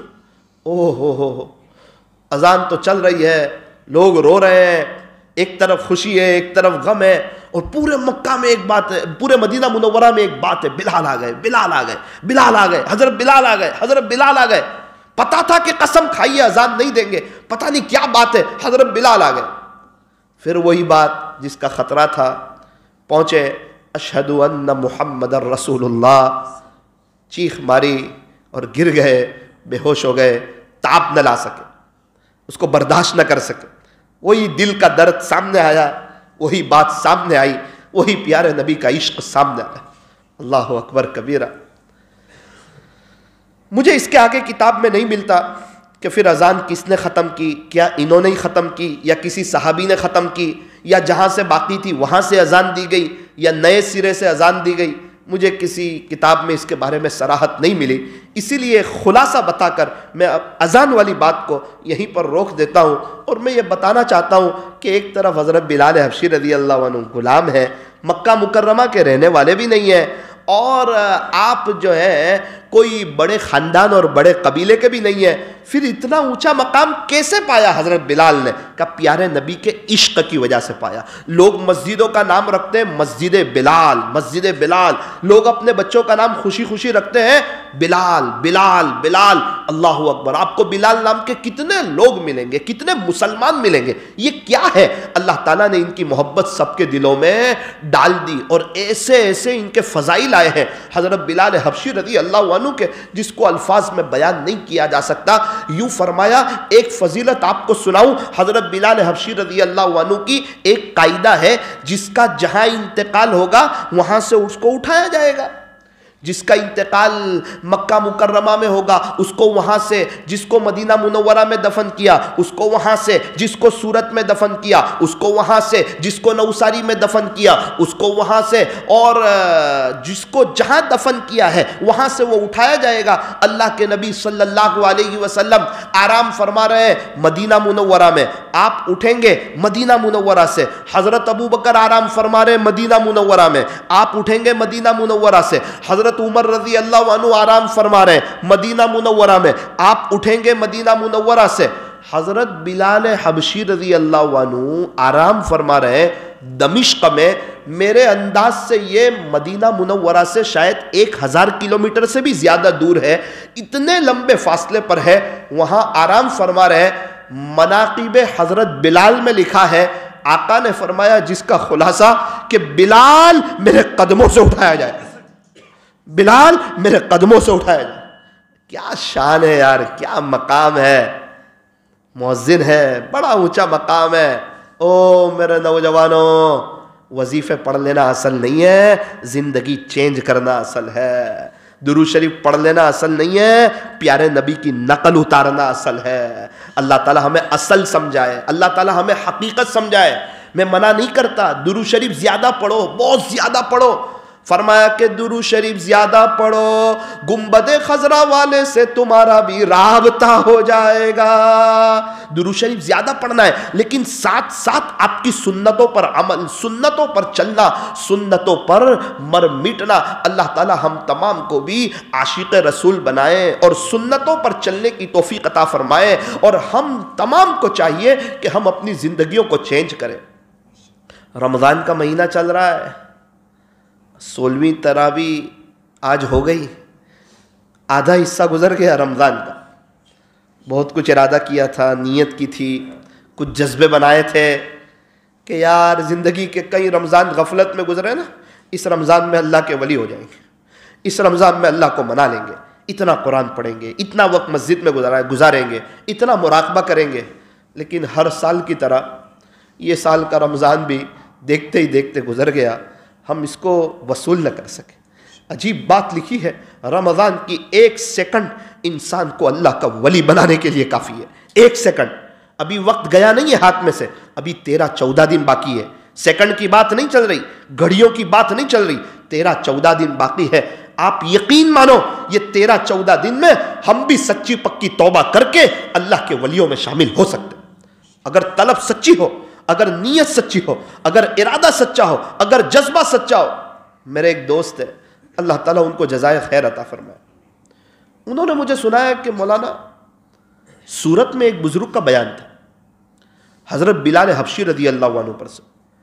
وہ بیان میں نے سنا نا تو میرے دل پہ بہت لگا، میں بائک پہ آیا تھا، ریٹرن میں روتا رہا کہ یار وہ ایک حبشی ہو کے اتنا پیار کر گئے اور اللہ نے مجھے سب کچھ دیا ہے، مجھے ستانے والا کوئی نہیں، پھر کون سی چیز ہے جو مجھے ان کے عشق سے روکتی ہے؟ کون سی چیز ہے جو مجھے اسلامی طریقوں پر زندگی گزارنے سے روکتی ہے؟ وہ کون سی چیز ہے جو مجھے اللہ کے اپنے گھر میں اللہ کے دین کو قائم کرنے سے روکتی ہے؟ بولے یہ چیز میرے دل پہ لگی۔ میں توبہ کرتے کرتے اپنے گھر پہنچا، گھر جا کر کے میں نے کچھ راستے میں اللہ سے باتیں کی کہ اللہ تعالیٰ ایسا لگتا ہے آج میری ہدایت کا وقت آیا ہے، آج میری توبہ کا وقت آیا، شاید اب آپ مجھے اپنے قریب کرنا چاہتے ہیں۔ تو مولانا میں گھر گیا، میں نے جاتے ہی کباٹ کا دروازہ کھولا، میرے پاس 26 جوڑی شرٹ پین تھے، سب میں نے باہر کیے، داڑھی رکھنے کی نیت کی، ایک طرف دل ٹوٹا ہوا ہے، 8-9 جوڑی تو نئے کپڑے تھے میرے، لیکن وہ بیان میرے دل پہ بہت لگا تھا کہ بہت بیانات سنے یار، ابھی تک چینج نہیں ہوئے اور کوئی مطلب نہیں، کوئی اللہ کا ولی اس قسم کا لباس پہنتا نہیں، نیک لوگوں کا یہ لباس نہیں، تو میں کیوں اللہ کو ناراض کروں؟ میں بھی نیک بن جاؤں، مجھے کیا ملے گا اللہ اس کے رسول کو ناراض کر کے؟ وقت کا بادشاہ بھی خوش نہیں رہ سکتا اللہ کو ناراض کر کے، میں کیا خوش رہ سکوں گا؟ بس مولانا وہ حضرت بلال کا واقعہ میرے دل پہ بہت لگا، میں نے 26 جوڑی وہ نکالے shirt pant, jeans T shirt. میری اہلیہ نے کہا کیا کر رہے ہو؟ میں کہا نہیں اب مجھے یہ نہیں پہننا۔ ارے یہ تو ابھی تم کو ایک جوش ہے، تم نے بیان سنا ہے۔ بولے ابھی تک جوش تھا، اب میں ہوش میں ہوں، اب ہوش میں ہوں۔ بولے اب حق بات سمجھ میں آ گئی ہے، اور جب لائٹ شروع ہوتی ہے نا تو اندھیرا ختم ہو جاتا ہے، جب روشنی آتی ہے نا اندھیرا ختم ہو جاتا ہے۔ میں آج تک بہت پریشان رہا، بہت بے چین رہا، بہت حالات میں رہا، بہت تکلیفوں میں رہا، اور میں نے خود اپنے پیر پر کلاڑی ماری ہے۔ اب میں پیر پہ کلاڑی نہیں مار سکتا، اب انشاءاللہ میں روشنی میں آؤں گا، اب میں بہاروں میں آؤں گا، اب میرے مسئلے حل ہوں گے۔ اب ایسا لگتا ہے اللہ مجھے اپنا قریب کرنا چاہتا ہے اور مجھے توبہ کی توفیق دینا چاہتا ہے۔ اس لیے میری بیوی اگر آپ میرے بیچ میں نہ آئے تو اللہ تعالیٰ آپ کو جزائے خیر عطا فرمائے۔ مولانا میں نے نکالے اور جس کو مجھے سمجھ میں آتا تھا وہ کپڑے اٹھا کر کے میں نے ان کو دے دیے۔ ایک طرف دل ٹوٹا ہوا ہے، آنکھ میں آنسو ہے، اور دل میں میں رو رہا ہوں کہ اللہ یہ کام میں جذبات میں تو نہیں کر رہا ہوں، کہیں ایسا تو نہیں دوبارہ توبہ ٹوٹ جائے گی۔ میں نے سوچا اگر دوبارہ ٹوٹ جائے تو بھی کوئی مسئلہ نہیں ہے، لیکن آج جب قدم بڑھایا ہے اللہ کی محبت میں، یہ قدم جب اٹھ جاتے ہیں اللہ کی مدد آ جاتی ہے۔ کوئی ایک بالش آتا ہے، اللہ 2 بالش آتے ہیں، کوئی چل کے آتا ہے، اللہ کی رحمت دوڑ کے اس کی طرف متوجہ ہوتی ہے۔ میں نے فٹافٹ اس کو تقسیم کرنا شروع کر دیا اور چہرہ رکھنے کی نیت کر لی۔ مولانا ایک مجھے سکون لگنے لگا، جو ایک بے دینی کا بوجھ تھا نا وہ ایک دم ہلکا ہو گیا، پیس آف مائنڈ مجھے نصیب ہو گیا اور میرے کام بننے لگے۔ اور مولانا 2-3 مہینے میں اللہ تعالیٰ نے مجھے ایسی عزتوں بھری زندگی دے دی، میں آپ کو کیا بتاؤں۔ خدا نے میری باتوں میں تاثیر پیدا کر دی، اللہ نے مجھے حج میں بلا لیا، اللہ نے مجھے 1-2 عمرے کروا دیے۔ اور مولانا میں کیچڑ میں تھا، مجھے پتہ نہیں تھا، میں اسی کو پانی سمجھتا تھا، میں بے چین تھا، حالات میں تھا۔ اور جب وہ بیان میں گیا مجھے سمجھ میں آیا یہ کیچڑ پانی نہیں ہے، اس سے میری پیاس نہیں بجھ سکتی ہے، پانی کچھ اور ہے۔ اور پھر میں آیا اللہ کی طرف، اور مولانا آج میں بہت خوشحال ہوں، میرے رب کا احسان من ہوں، شکر گزار ہوں کہ اللہ تعالیٰ نے مجھے توبہ کی توفیق دی۔ آج وہ اتنے خوشحال ہے جس کو الفاظ میں بیان نہیں کیا جا سکتا۔ ان کی باتوں میں اللہ نے تاثیر رکھ دی، کئی لوگ ان کی وجہ سے نمازی ہو گئے، کئی لوگ ان کی وجہ سے دیندار ہو گئے۔ وہ کہتے ہیں مولانا کیا ہماری لائف تھی، ایک دم بیکار لائف، بے چینی والی لائف، گھر کے اثرات ختم نہیں ہوتے تھے، کبھی یہ عامل کے چکر، کبھی وہ عامل کے چکر۔ ہم سمجھتے تھے کہ کیا ہو رہا ہے، نا ہم اللہ سے دور تھے نا، اسی لیے ہم اچھلتے جا رہے تھے، تڑپتے جا رہے تھے، سسکتے جا رہے تھے، بلکتے جا رہے تھے، پریشان ہو رہے تھے۔ مولانا جیسے ہی اللہ کے قریب آئے، سارے اثرات بھی ختم ہو گئے، گھر کے مسئلے بھی حل ہو گئے، خوشیاں بھی نصیب ہو گئی، اللہ عمرے میں بھی لے جانے لگے۔ مولانا میرے پاس 4 جوڑی کپڑے تھے، میں نے اسی میں نیت کر لی، جیسا جو جس حال میں اللہ نے رکھا ہے اس حال میں خوش ہوں۔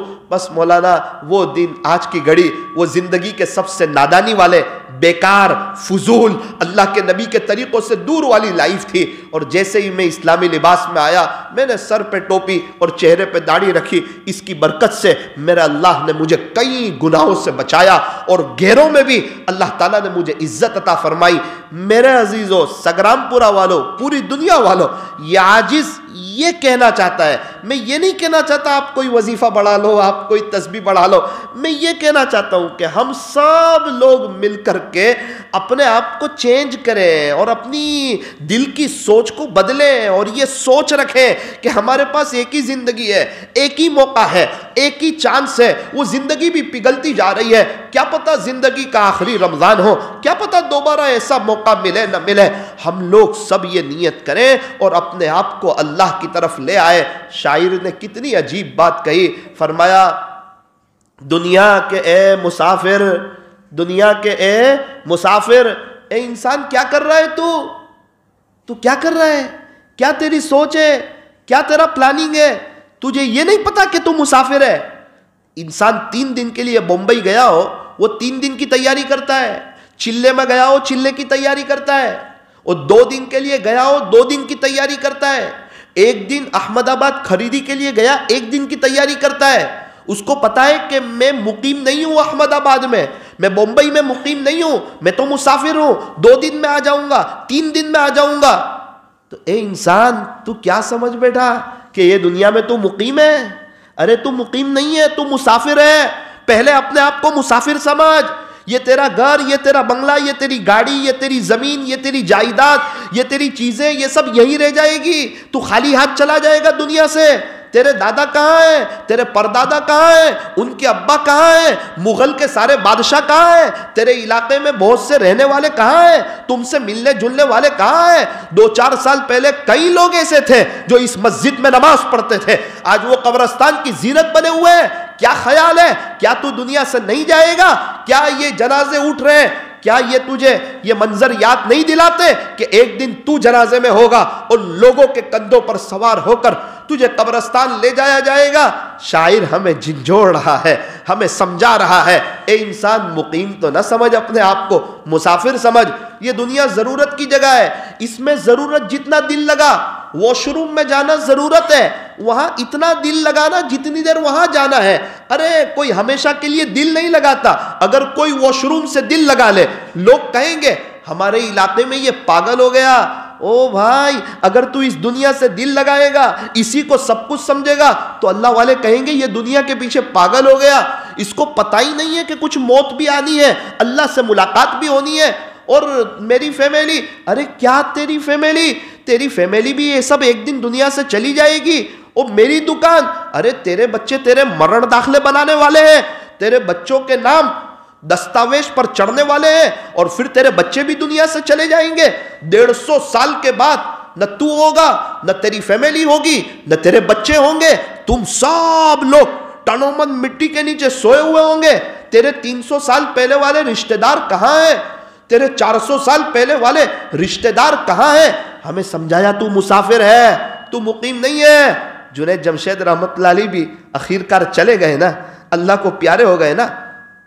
حضرت مولانا ہدایت علی صاحب نقشبندی رحمت اللہ علیہ چلے گئے نا اللہ کے پاس، کہ ہے چلے گئے نا۔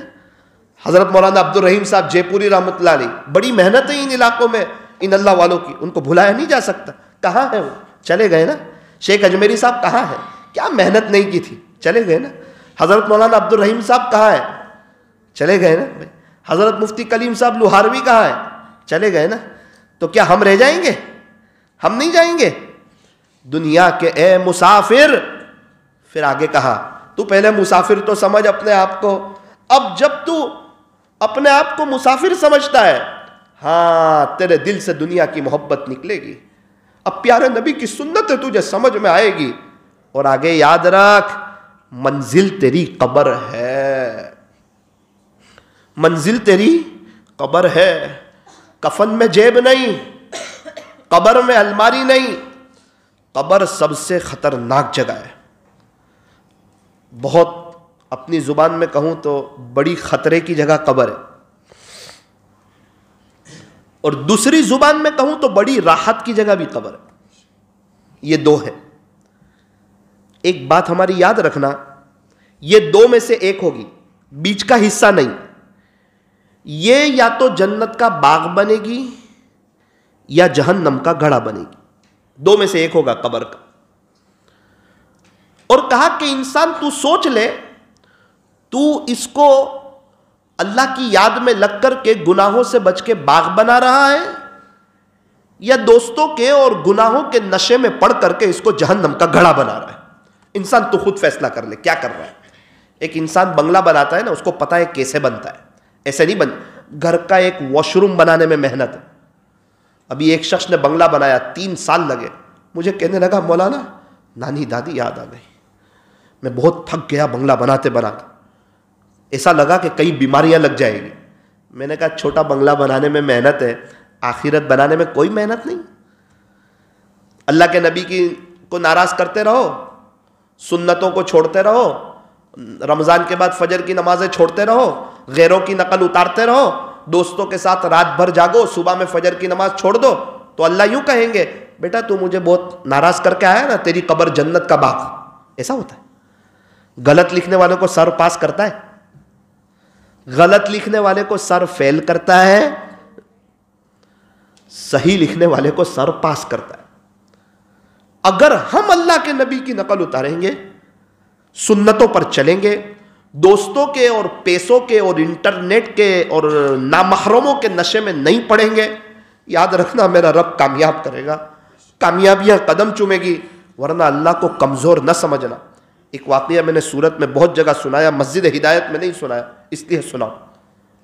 وہ میرے دل پر ایک زخم ہے, وہ ہمیشہ ہرا رہتا ہے, چونکہ وہ سورت کا واقعہ. ابھی تو اس واقعے کو 2 مہینے ہو گئے, میں سورت میں ہی تھا. ایک موبائل کی رنگ بجی, میں نے فون اٹھایا تو میں نے دیکھا یہ تو نوساری سے میرے دوست کا فون ہے. میں نے سلام کیا, میں نے بولا کہ بہت دنوں کے بعد کیسے یاد کیا, کیا بات ہے. ایک مرتبہ ایسا ہوا, میں نے غلطی سے یوسف بھائی باوا دامت برکاتہم فون ان کو لگا دیا, مجھے پتہ نہیں ان کو فون لگ گیا. تو میں نے کہا آپ کون؟ تو کہا یوسف بھائی باڈولی سے. میں کہیں نہ حضرت غلطی سے فون لگ گیا. بولا اللہ کرے ایسی غلطی بار بار ہوتی رہے. شرمندہ. یعنی بولا کبھی کبھار کرنا چاہیے, یاد کرنا چاہیے, ایسی غلطی تو اچھی ہے, بولے تو ہونے چاہیے. اللہ اکبر کبیرہ. ایک یہ میرے لیے ایک نصیحت کی بات ہو گئی. ایک مرتبہ راندیر قبرستان سے میں نکل رہا تھا باہر, ڈابھیل کے نائب مفتی صاحب کا فون آیا, السلام علیکم مولانا کہاں ہو؟ میں کہا یہ راندیر قبرستان سے باہر نکل رہا ہوں. بولے بہت خوش نصیب ہے, آج تک کوئی نکلا نہیں ہے. بولے میں نے کہا یہ بھی ایک لطیفہ ہو گیا. انہوں نے اس کو ایک مذاق کے انداز میں کہا کہ خوش نصیب ہے آپ باہر آ رہے ہیں, باقی ایک بار اندر جانے کے بعد کوئی باہر آتا. میں نے کہا حضرت وہ میں ذرا قبر سے. بولے ہاں وہ تو میں سمجھ گیا, ایسا ہی کہہ رہا ہوں. بولا تو کچھ بات ایسی ہوتی ہے جو انسان کے لیے ایک نصیحت ہو جاتی ہے کہ آج تو ہم جا کے باہر آ رہے ہیں, ایک دن ایسے چلے جائیں گے کہ کبھی بھی باہر نہیں آئیں گے. پھر وہ منزل ہی الگ ہے. سانس چل رہی ہے تو یہ جہاں, رک گئی تو وہ جہاں. جیسے سوری لفظ ہے, بہت پیارا لفظ, اخلاق کی اعلیٰ بنیاد ہے.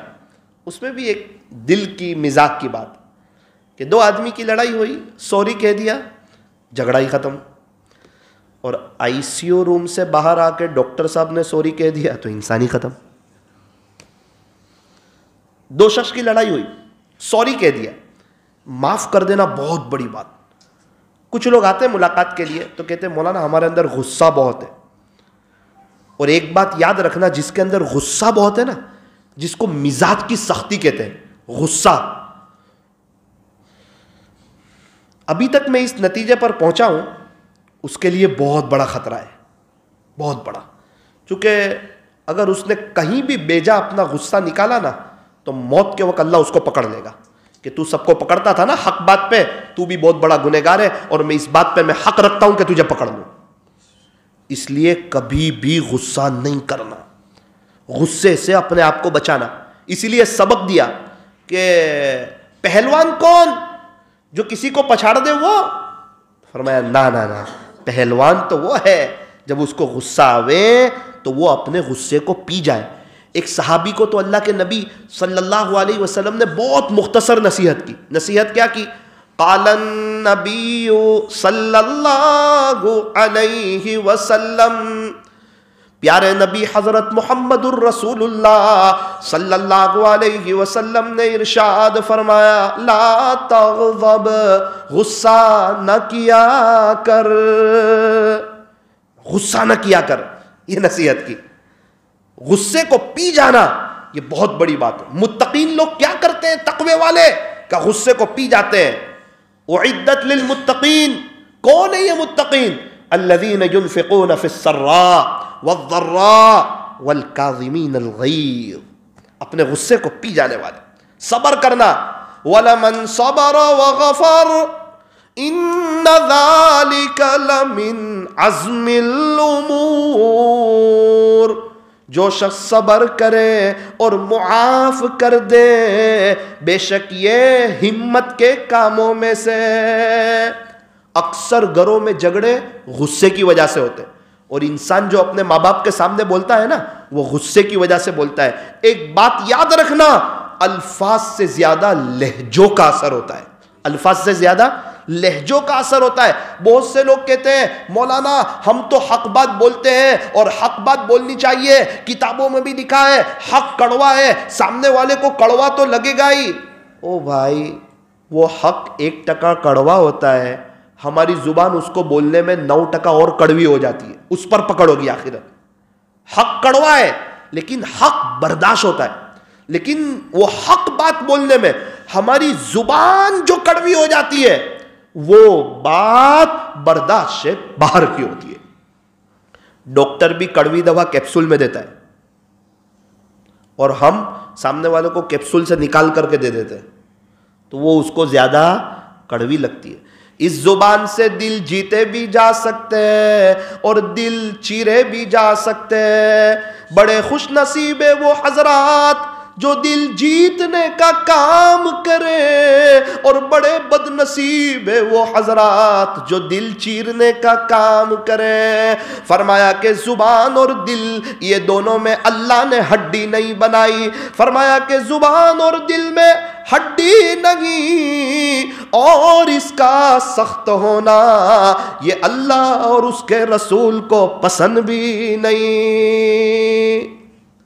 اسی لیے فرمایا اپنے اندر نرمی پیدا کرنا یہ بہت ضروری ہے, کنٹرول کرنا. اپنا بیٹا ہے, سگا بیٹا, اس کو مار دیا. مارنے کی ایک حد ہوتی ہے نا, تھوڑا زور سے مار دیا. حضرت مفتی تقی عثمانی صاحب کہتے ہیں کیا کرو گے آخرت میں, کیسے معافی مانگو گے بچوں سے؟ چونکہ بچے کی معافی کا بھی اعتبار نہیں ہے. بچے کو کہا کہ بیٹا معاف کر دینا مجھے, اس نے معاف بھی کر دیا تو بھی اس کی معافی کا اعتبار نہیں. یہ 2 ہاتھ جو ہے نا اللہ تعالیٰ نے دعا کرنے کے لیے دیے, کسی کو مارنے کے لیے نہیں دیے. زندگی بھر کبھی کسی کو نہ مارنا. آپ مدرسہ پڑھا رہے ہو, آپ ٹیچر ہو, آپ اسکول پڑھا رہے ہو, آپ کے چھوٹے بچے, تنبیہ کے لیے لکڑی رکھنا, ان کو محبت سے سمجھانا. جو کام محبتوں سے ہوتے ہیں وہ کام سختی سے نہیں ہوتے. سب سے اچھی پڑھائی انگلینڈ میں ہو رہی ہے, مار کا نام و نشان نہیں ہے. اللہ اکبر کبیرہ. اللہ تعالیٰ قرآن کریم میں فرماتے ہیں الرحمن علم القرآن, یہ نہیں فرمایا القہار علم القرآن. ہمارے لیے ہمارے استاذ کی زندگی نمونہ نہیں, ہمارے لیے پیارے نبی کی زندگی نمونہ ہے. لقد کان لکم فی رسول اللہ اسوۃ حسنہ. خلاصہ یہ ہم ایسی زندگی گزارے کہ لوگ ہمیں دعا دینے والے بنے, بد دعا دینے والے نہ بنے. ایسی زندگی گزارے کہ ہمارے موت کا وقت آئے اللہ اللہ بھی ہم پہ رحم کرے کہ تو دنیا میں سب کو بہت معاف کرتا تھا، آج تجھ پہ رحم کیا جائے گا۔ جتنے لوگوں کا رمضان میں انتقال ہوتا ہے، اکثر میں ان کے گھروں پر ملاقات کے لیے جاتا ہوں، ان سے وجہ پوچھتا ہوں، ایک ہی بات سامنے آتی ہے کہ یہ بڑے رحم دل تھے، اللہ نے ان کے ساتھ رحم کا معاملہ فرمایا۔ کتنے لوگوں کا انتقال، یہ 2-3 لوگوں کو چھوڑ کر کے۔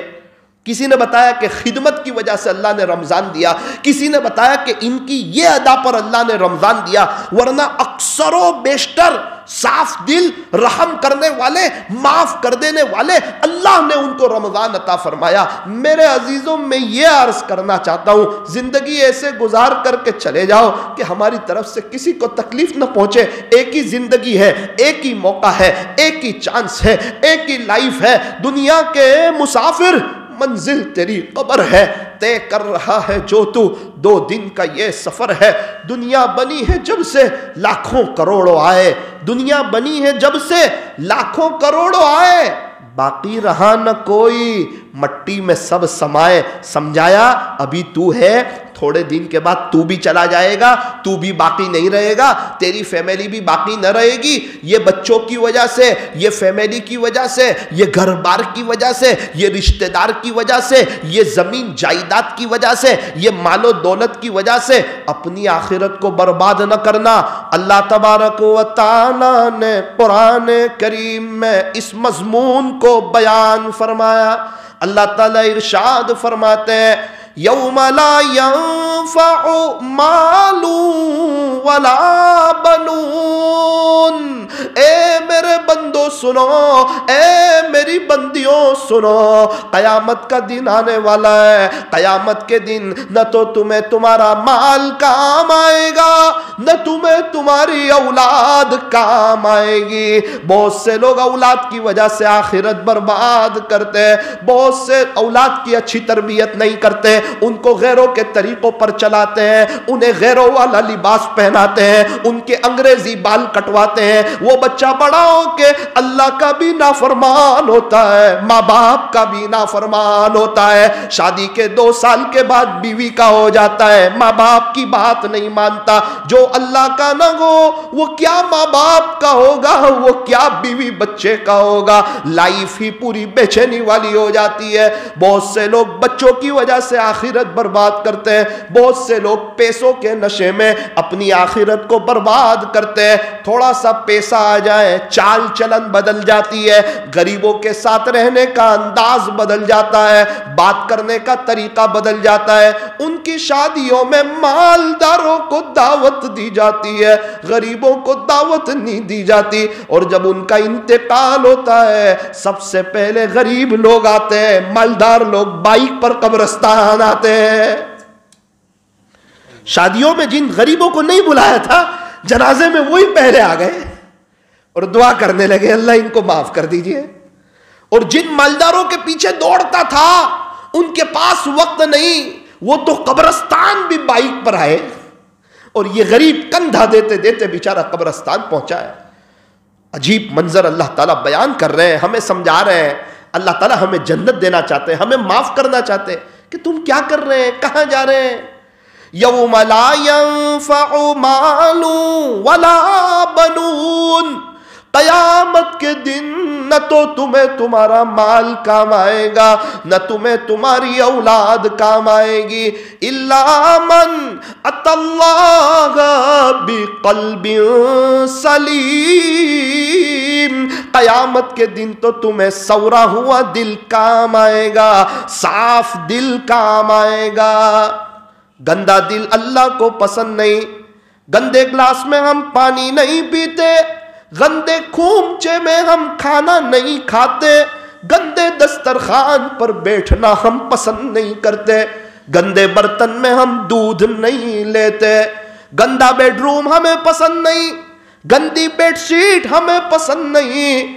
میرا رب فرماتا ہے گندا دل مجھے بھی پسند نہیں، یہ دل اللہ کا گھر ہے۔ فرمایا اگر اللہ چاہیے دل کو صاف کرو، کسی کی نفرت نہ رکھو، کینہ نہیں، بغض نہیں، عداوت نہیں، مولانا اس نے میرے ساتھ ایسا کیا، اس نے ویسا کیا۔ ایک بات بتا دے، تجھے اس کی نفرت رکھنی ہے یا تجھے اللہ چاہیے؟ بہت باریک بات ہے. تجھے اس کی نفرت رکھنی ہے یا تجھے اللہ چاہیے؟ مولانا میرا دل ہر ایک سے صاف ہے، بس ہمارے وہ 2 رشتہ دار، کچھ میری پھوئی ہے، تھوڑا وہ ہے.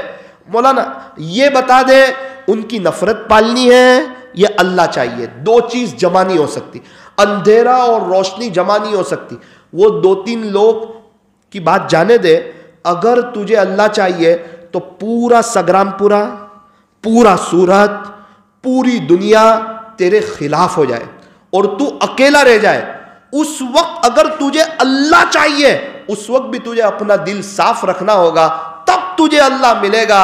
ورنہ تو کتنا بڑا اللہ والا ہو جا، ایک کی بھی برائی تیرے دل میں آئی تو دنیا میں آن پیپر اللہ والوں میں تیرا نام ہوگا، خدا کے عاشقوں کی فہرست میں تیرا نام نہیں ہوگا. یوں فرمایا کینہ اور بغض رکھنے والے کو اللہ شب برات میں معاف نہیں کرتا ہے. وہ اللہ کا ولی ہو سکتا ہے جس کی شب برات میں معافی نہ ہو؟ جس کی شب برات میں معافی نہیں، اس کی رمضان میں معافی نہیں. جس کی شب برات میں معافی نہیں، اس کی کبھی معافی نہیں. کچھ لوگ ایسے ہیں جن کو اللہ شب برات میں بھی معاف نہیں کرتا. اس میں سے ایک گندے دل والا، کینہ رکھنے والا، کسی کی دشمنی پالنے والا، کسی کے سے دشمنی کا جذبہ، انتقام کا جذبہ دل میں رکھنے والا. ایک رکشہ کے پیچھے بہت اچھا لکھا تھا، اپنی بات کو ختم کرتا ہوں. مت رکھ کسی کی نفرت اپنے دل میں اے انسان، مت رکھ کسی کی نفرت اپنے دل میں اے انسان. جس دل میں نفرت ہوتی ہے نا اس دل میں خدا نہیں بستا. جس دل میں، ایک بار چیک کر لو، ہے کسی کی نکالو فوراً. اللہ والوں کی سب سے بڑی خوبی، ہم ان کے وظیفے تلاش کرتے ہیں. ارے کیا وظیفے تلاش کر رہے ہیں؟ ان کا دل صاف ہے، یہ سب سے بڑا وظیفہ ہے ان کا. ان کے دل میں کسی کی برائی نہیں. اور وہ سارے مسلمان کو اصحاب کہف جیسا سمجھتے ہیں اور اپنے آپ کو ان کے کتے جیسا سمجھتے ہیں. وہ اپنے آپ کو کسی سے بہتر بھی نہیں سمجھتے، ہر ایک کو اپنے آپ سے بہتر سمجھتے، اپنے آپ کو سب سے کمتر سمجھتے. اور کسی کی برائی اور کسی کی حقارت اور کسی کی دشمنی اپنے دل میں نہیں لاتے. بلکہ یہ تو وہ لوگ ہیں جو اپنے دشمنوں کو زیادہ دعا دیتے، جو ان کے راستے میں کانٹے بچھائے نا ان کے راستے میں پھول بچھاتے ہیں. اور ہم سمجھتے ہیں کہ دلوں کی نفرت کے ساتھ، دلوں کی گندگی کے ساتھ، دلوں کی کدورت کے ساتھ، رشتہ داروں کی نفرت کے ساتھ ہم اللہ والے ہو جائیں گے. ایسا نہیں ہوتا. مت رکھ کسی کی نفرت اپنے دل میں اے انسان. جس دل میں نفرت ہوتی ہے اس دل میں خدا نہیں بستا ہے. اگر اللہ کا ولی بننا ہو، اگر اللہ کا عاشق بننا ہو، سب سے بہترین نسخہ اپنے دل کو صاف کر لو، اللہ صاف دل میں آ جاتا ہے. یہ دل اللہ کا گھر ہے. اور دوسری ایک بات بتا دوں، لائف ٹائم کبھی کسی کا دل مت توڑنا، کبھی بھی نہیں، کسی کا نہیں، چاہے دوست ہو، دشمن ہو، اپنا ہو، پرایا ہو. اس لیے اللہ والے زیادہ تر اپنی دھن میں زندگی گزارتے، اللہ کی یاد میں رہتے ہیں، لوگوں کے لیے دعا کرتے ہیں. کبھی بھی کسی کا دل مت توڑنا. اس کی وجہ بتاؤں میں آپ کو. ہمارا گھر کوئی توڑ دے، اس سے ہماری دوستی یا دشمنی؟ یہاں سے گئے، پتا چلا کسی نے گھر ہی توڑ دیا، اب اس سے دوستی کریں گے؟ تو یہ دل کس کا گھر ہے؟ دل کس کا گھر ہے؟ یہ قلب عبداللہ ہے، یہ قلب بیت اللہ ہے. دل کی بڑی اونچی اہمیت ہے. اللہ نہ آسمانوں میں سما سکتے ہیں نہ زمینوں میں سما سکتے ہیں. مومن کے دل میں اتنی جگہ ہے، اللہ اس میں سما جاتا ہے. اس سے بڑی کیا بات ہوگی؟ ہم نے اگر کسی کا دل توڑا، پھر وہ بیوی ہو، اماں ہو، کوئی بھی ہو، کسی کا دل توڑا ہم نے، اللہ نہیں ملے گا. دل توڑا یعنی اللہ کے گھر کو توڑا. نعوذ باللہ کوئی بیت اللہ شریف کو توڑ دے تو وہ اللہ کا ولی ہو سکتا ہے؟ کسی کے دل کو توڑنے والا اللہ کا دوست ہو سکتا ہے؟ نہیں. اسی لیے فرمایا اپنے دل کو صاف رکھو، اپنے دل کو ایک دم صاف شفاف. دل کتنے ہیں؟ کتنے بھائی دل؟ اور اللہ کتنے ہیں؟ ایک دل ہے اور ایک اللہ کے لیے. اس دل میں اللہ کے غیر کے لیے کوئی جگہ نہیں. یہ دل حسد سے پاک ہو, کینہ سے پاک ہو, بغض سے پاک ہو, عداوت سے پاک ہو, نفرتوں سے پاک ہو. فرمایا الا اے لوگوں سنو, خبردار ہو جاؤ, ان بنی آدم فی الجسد لمضغہ, بے شک بنی آدم کے جسم میں گوشت کا ایک لوٹھڑا ہے. اذا صلحت صلح الجسد کلہ, جب وہ سورتا ہے تو جسم سے نکلنے والے اعمال سور جاتے ہیں. وَإِذَا فَسَدَتْ فَسَدَ الْجَسَدُ كُلُّهُ, جب وہ بگڑتا ہے تو جسم سے نکلنے والے اعمال بگڑ جاتے ہیں. الا اے لوگوں سنو, خبردار ہو جاؤ, وہی القلب, وہ دل ہے. دل سورے گا تو جسم سے نکلنے والے اعمال سور جائیں گے, دل بگڑے گا تو جسم سے نکلنے والے اعمال بگڑ جائیں گے. اسی لیے کہتے ہیں کسی بھی اللہ والے سے جن سے ہم بیعت ہو ان کے معمولات کی خوب پابندی کرنی چاہیے.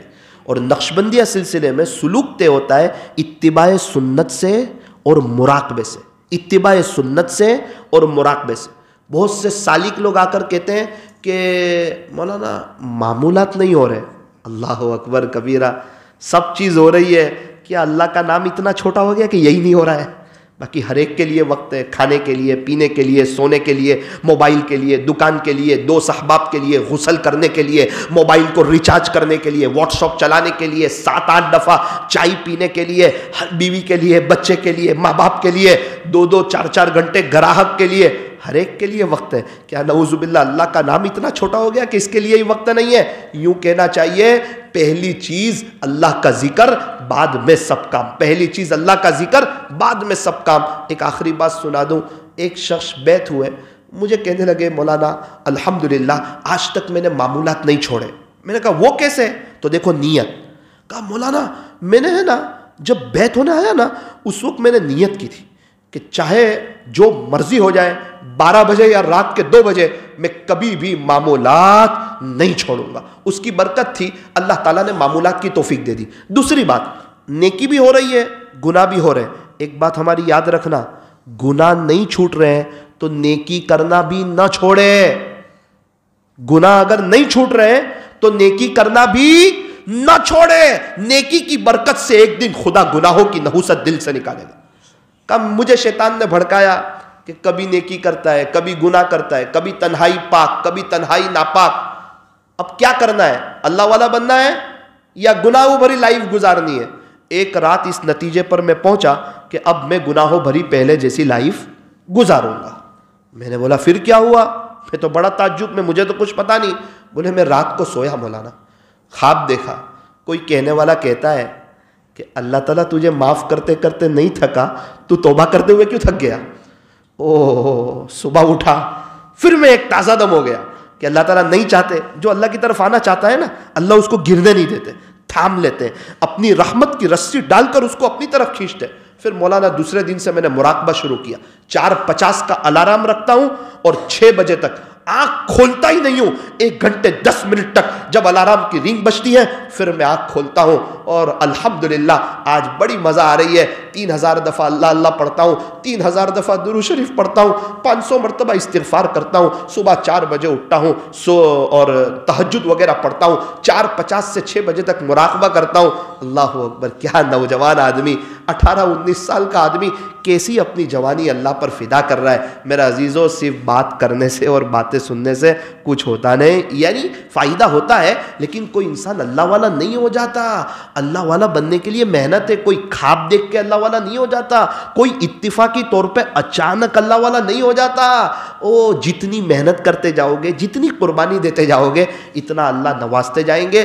آج کی مجلس میں تھوڑا سا وقت ضرور زیادہ ہوا ہے لیکن آپ لوگ نیت کریں, میں بھی نیت کروں انشاءاللہ کہ ہم لوگ کچھ کریں گے انشاءاللہ اللہ کے لیے. معمولات کی پابندی کریں گے. جس شیخ سے بیعت ہو ان کے معمولات پڑھیں, اگر نہ ہو جلدی سے کسی اللہ والے سے بیعت ہو جائے. کسی اللہ والے کی رہبری کے بغیر زندگی نہ گزارے. اور ابھی کے دور میں دعوت و تبلیغ کی مبارک محنت یہ بہت اونچا کام ہے, بہت بڑا کام ہے.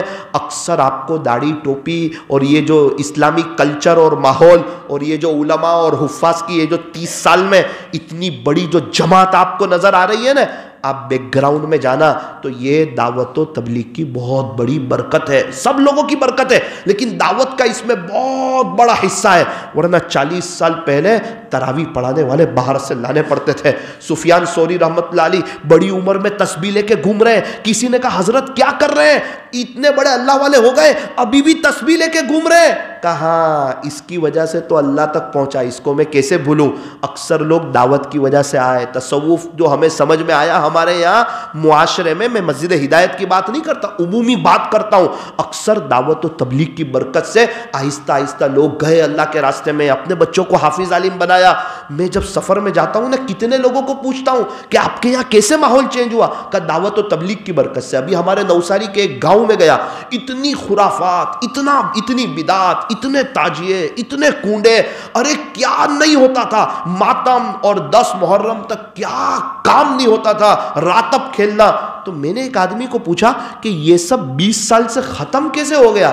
کہنے لگے مولانا یار میں خود اس میں شامل تھا، مجھے سمجھ میں نہیں آتا، یہ دعوت کا کام آیا نا تو مسجد اور جماعت بیٹھی، گش ہونے لگا، کچھ سمجھ میں نہیں آ رہا ہے، وہ 4 5 6 دیوانے لوگ کر رہے ہیں، بس وہ آیا نا تو 1 2 سال میں آہستہ آہستہ سب ختم ہو گیا۔ مجھے سمجھ میں آیا، روشنی آئی تو اندھیرا ختم ہو گیا۔ تو یہ بہت بڑی محنت ہے، اس کو ہلکے میں نہ لیں، یہ نبیوں والا کام ہے۔ کبھی بھی کام کرنے والے کو مت دیکھنا، کتابوں میں لکھا ہے کام کرنے والوں کو دیکھو گے تو گمراہ ہو جاؤ گے، یعنی تم کام چھوڑ بیٹھو گے، اس کا کام نہیں ہے، اس کو مت دیکھو، وہ انسان ہے، اس سے غلطیاں ہوگی، وہ فرشتہ نہیں ہے، وہ ڈرائیور سے غلطی ہوتی ہے، بازو میں بیٹھنے والے سے غلطی نہیں ہوتی۔ اور یہ تبلیغ کا کام کوئی فیکٹری نہیں ہے کہ یہاں سے ڈالو شرابی تو یہاں سے نکلے گا جنید بغدادی، ایسی بات نہیں ہے، وہ آہستہ آہستہ لوگ سیکھتے جائیں گے، بنتے جائیں گے۔ یہ چلتا پھرتا مدرسہ ہے، سارے مسائل کا آسان حل، بستر اٹھا اور اللہ کے راستے میں چل۔ اللہ تعالی ہم تمام کو اپنی محبت نصیب فرمائے۔ اور ابھی 2-3 دن پہلے ایک خوش نصیب شخص حافظ صدیق محمد زاہد مولوی رحمۃ اللہ علیہ، ان کا انتقال ہوا ہے، رمضان کا مہینہ لے گئے۔ اللہ تعالیٰ ان کی قبر کو نور سے منور فرمائے۔ جب ہمارا وقت آئے تو اللہ تعالیٰ ہمیں بھی رمضان عطا فرمائے، رمضان عطا فرمائے۔ ایسے رمضان نہیں ملتا، کوئی ادا پسند آ جاتی ہے اللہ تعالیٰ کو۔ ان کا تو مجھے پتہ نہیں کہ ان کی کون سی ادا پسند آئی، پوچھیں گے ان کے گھر والوں سے، لیکن میں نے اکثر دیکھا جو رحم دل ہوتے ہیں نا، جس کو بھولے بولتے ہیں، بھولے، ہمارے معاشرے میں کیا بولتے ہیں، چالاک بنو لوگ بیچ ڈالیں گے۔ چالاک نہیں، بھولا بان، خدا موت کے وقت بھولپن کا معاملہ کرے گا۔ وہ چالاک بنا اور پکڑ لیا نا موت کے وقت، بہت چالاکی کرتا تھا نا میرے بندے کے ساتھ، جواب دے یہ گناہ کا، یہ گناہ کا، یہ غیبت کا، یہ تو نے نہیں کیا، کہیں کے نہیں رہیں گے، اور بہت بھولے بن کے زندگی گزاریں گے نا، تھوڑے بہت لوگ بنا جائیں گے، لیکن موت کے وقت اللہ بھی رحم کھا لے گا۔ اللہ کے دربار میں غلطی معاف ہے، چالاکی معاف نہیں۔ ہم مدرسے میں جب پڑھاتے تھے نا تو بچہ بڑی سے بڑی غلطی کرے تو استاد معاف کر دیتا تھا، جا تھوڑی چالاکی کرے نا وہاں غصہ آتا تھا، پکڑ لیتا تھا، چالاکی کرتا ہے وہ۔ ہماری دکان پر کوئی 10 لاکھ کا نقصان کر دے نا اور غلطی ہو نا، غلطی تو ایک بار سیٹ معاف کر دے گا، چالاکی پہ 10 روپے معاف نہیں کرے گا کہ یہ کبھی ہمیں برباد بھی کر سکتا ہے۔ اللہ کے دربار میں بھی غلطی معاف ہے، چالاکی معاف، اس لیے کبھی بھی اللہ کے سامنے چالاک نہیں بننا چاہیے۔ اللہ تعالیٰ ہم تمام کو صحیح سمجھ عطا فرمائے۔ تو ان کے لیے کچھ ساتھیوں نے 6 قرآن شریف پڑھے ہیں اور 70,000 مرتبہ پہلا کلمہ پڑھا ہے، 75,000 مرتبہ سبحان اللہ و بحمدہ سبحان اللہ العظیم پڑھا ہے۔ اللہ اس کا ثواب ان کو پہنچائے، کروٹ کروٹ ان کی مغفرت فرمائے۔ ہمارا تو دل بڑا خوش ہوا، اللہ ان کے گھر والوں کو بھی صبر جمیل عطا فرمائے۔ دل اس لیے خوش ہوا کہ رمضان لے گئے، جانا تو ہر ایک کو ہے، لوگ چلے ہی جاتے ہیں۔ ہمارے ساتھ ایک ساتھی چلے میں تھے، ایک ساتھی مدینہ منورہ کا تذکرہ ہوئے تو بہت روئے، درود شریف وہ پڑھے زیادہ، 3:45 بجے میں اٹھ کے دیکھوں تو روئے، ان کو قرآن پڑھتے نہیں آتا تھا، بہت کوشش کرتے تھے، آخر تک کوشش کی مدرسہ اصحاب صفہ میں، انتقال سے پہلے بھی وہ مدرسے میں پڑھ رہے تھے، بڑی عمر تھی، وہ روئے، اللہ میں جاہل ہوں، یہ سب جماعت والے کتنے بچے حافظ ہیں، بہت اچھا قرآن پڑھتے ہیں، مجھے نہیں آتا، میری سورہ فاتحہ صحیح نہیں، میری زبان ولتی نہیں ہے، میرا کیا ہوگا آخرت میں بہت بڑا گنہگار آدمی ہوں۔ بچے بھی دیکھے کہ چچا کو پڑھتے نہیں آتا تو وہ رو رہے۔ وقت گزرتا گیا، دن گزرتے گئے، پھر ہم چلے میں جا رہے تھے تو میں نے کہا عبدالواحد چچا اس سال چلے میں نہیں چلو گے؟ تو کہا مولانا اس سال میں حج پہ جا رہا ہوں۔ بہت اچھا۔ تو ہم چلے گئے چلے میں راجستھان۔ تو میں وضو کر کے کہیں سے اٹھ کر آ رہا تھا، مجھے خبر آئی کہ عبدالواحد چاچا رحمۃ اللہ علیہ کا مدینہ منورہ میں انتقال۔ فی البدیہہ میری زبان سے نکلا کہ عبدالواحد چاچا آپ اس بات کے حقدار تھے کہ آپ وہیں جاتے۔ خدا کو تواضع کرنے والے بہت پسند، اور یہ روتے تھے اللہ کے سامنے، ایک ہی بات کرتے تھے، اللہ میں جاہل آدمی، میں نے کچھ نہیں کیا آپ کے لیے، مجھے کچھ نہیں آتا، مجھے معاف کر۔ اس لیے فرمایا بہت کچھ بھی آتا ہو تو بھی سمجھنے کا کہ کچھ آتا نہیں ہے، لوگوں کے مقابلے میں اپنے آپ کو نہیں تولنے کا، اس سے میں بہتر، اس سے بہتر، نہ، اپنے آپ کو اللہ کے مقابلے میں تولو۔ اللہ بڑے، اب پوچھو تو ہے اللہ کے مقابلے میں کچھ نہیں، اللہ سب کچھ ہے، بتا تو ہے اللہ کے مقابلے میں کچھ نہیں ہے۔ تو میرے عزیزو کچھ تواضع ایسی بتا جاؤ کہ اللہ ہمیں بھی مدینہ منورہ میں جگہ عطا فرمائے۔ ہاتھ اٹھائیے، دعا کر لیجئے۔ الحمدللہ رب العالمین، صلی اللہ علی حبیبہ محمد وآلہ وسلم، لا الہ الا انت سبحانک انا کنا من الظالمین۔ پیارے اللہ، رحیم مولا، کریم آقا، یہ جو حافظ صاحب کا اعلان ہوا ان کی قبر کو نور سے منور فرما۔ پیارے اللہ، مجھے اس موقع پر عبدالواحد چاچا رحمۃ اللہ علیہ کی بھی یاد آ گئی تھی۔ ایک وقت تھا وہ اس فقیر سے بیعت ہونے کے لیے آئے تھے، لیکن پتہ نہیں تھا کہ اتنا اونچا مقام ان کا ہوگا، اتنا اونچا مقام وہ لے جائیں گے۔ شاید ہم بھی ان سے دعا کروا لیتے، اللہ ہم تو ان کو پہچان نہیں پائے۔ جب پتہ چلا کہ مدینہ منورہ میں انتقال ہوا، جب ساری بات سمجھ میں آ گئی کہ تواضع کرنے والے آپ کو بہت پسند ہیں، عاجزی کرنے والے آپ کو بہت پسند ہیں، رات کو 3:45 بجے اٹھ کر کے رویا کرتے تھے، آپ سے بات کیا کرتے تھے۔ میں دیکھتا تھا سب سے زیادہ ہچکیاں ان کی بلند ہو جاتی تھی کہ اللہ میں جاہل آدمی ہوں، یہ سب چھوٹے چھوٹے بچے بہت اچھا قرآن پڑھتے ہیں، ہلکے میں مجھے شرمندگی ہوتی ہے، میری سورہ فاتحہ صحیح نہیں ہے، اس جاہل کو معاف کر دینا، میری قبر پر بھی رحم کر دینا، مجھے قرآن پڑھنا نہیں آتا۔ میں محنت کرتا ہوں، کوشش کرتا ہوں، اللہ نہیں پتا تھا کہ تواضع آپ کے دربار میں اتنی پسند ہے کہ آپ ان کو مدینہ منورہ کی سرزمین عطا فرمائیں گے۔ پھر ان کا جنازہ مسجد نبوی شریف میں لایا گیا اور وہاں لاکھوں لوگوں نے جنازے کی نماز ادا کی، سرکار کے قدموں میں انتقال فرمایا، اور پھر گنبد خضرا کے پاس سے آپ کا جنازہ گیا۔ کیا عشق ہے، کیا محبت ہے، کیا تعلق ہے۔ اکثر مجھے کہتے تھے مولانا نیت صاف ہو تو منزل آسان ہے، نیت صاف ہو تو منزل آسان ہے، بار بار کہتے تھے۔ مجھے تو پتہ نہیں تھا اتنا اونچا مقام لے جائیں گے، لیکن اللہ، ہم بے شک بہت بڑے گنہگار ہیں، ہمارا دل بھی گندا ہے، اور ہم نے آپ کو راضی نہ کر سکے، سب ہمیں معلوم ہے کہ ہم نے آپ کو ناراض کیا ہے، لیکن اللہ کچھ بھی ہے آپ کے ہی ہے۔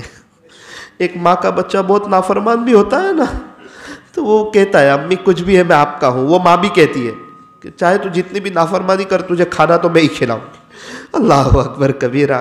اللہ، ہم لوگ بھی اس کے متمنی ہیں کہ ہمیں بھی سرکار کے قدموں میں جگہ ملے، جنت البقیع ہمارا مدفن بنے، وہ دن ہماری زندگی کا سب سے خوشی کا دن ہو جب ہمارا انتقال ہونے والا ہو۔ ہم اس بات پہ بڑے خوش ہو کہ آج اللہ سے ملاقات کریں گے، اللہ کے نبی سے ملاقات کریں گے، صحابہ سے ملاقات کریں گے۔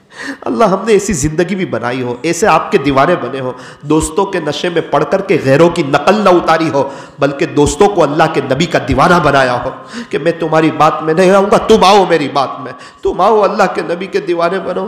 اللہ، دل ٹوٹ جاتا ہے، ہمارے بہت سے نوجوان، اللہ بہت سے نوجوان، ان کو نبی کا چہرہ پسند نہیں آتا، اسلامی لباس پسند نہیں آتا، گھر میں دینداری والا ماحول قائم نہیں کرتے، ایسا لگتا ہے جیسے ان کو مرنا ہی نہ ہو، مر ایسے جاتے جیسے کبھی جیے ہی نہ ہو۔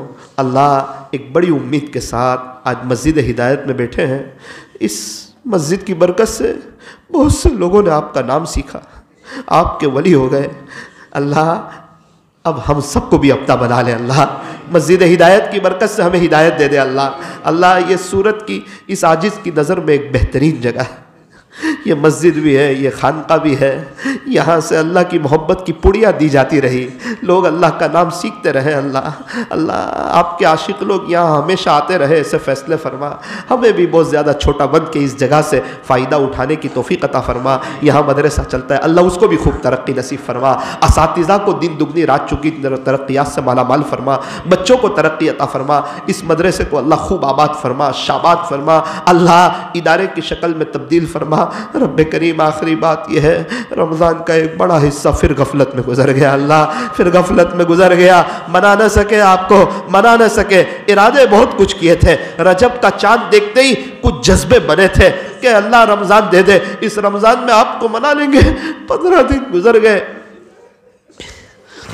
اپنی اپنی زبان میں اللہ سے دعا کر لیجئے۔ اللہ سورت والوں نے تو پھر بھی قدر کی رات بھر جاگ جاگ کے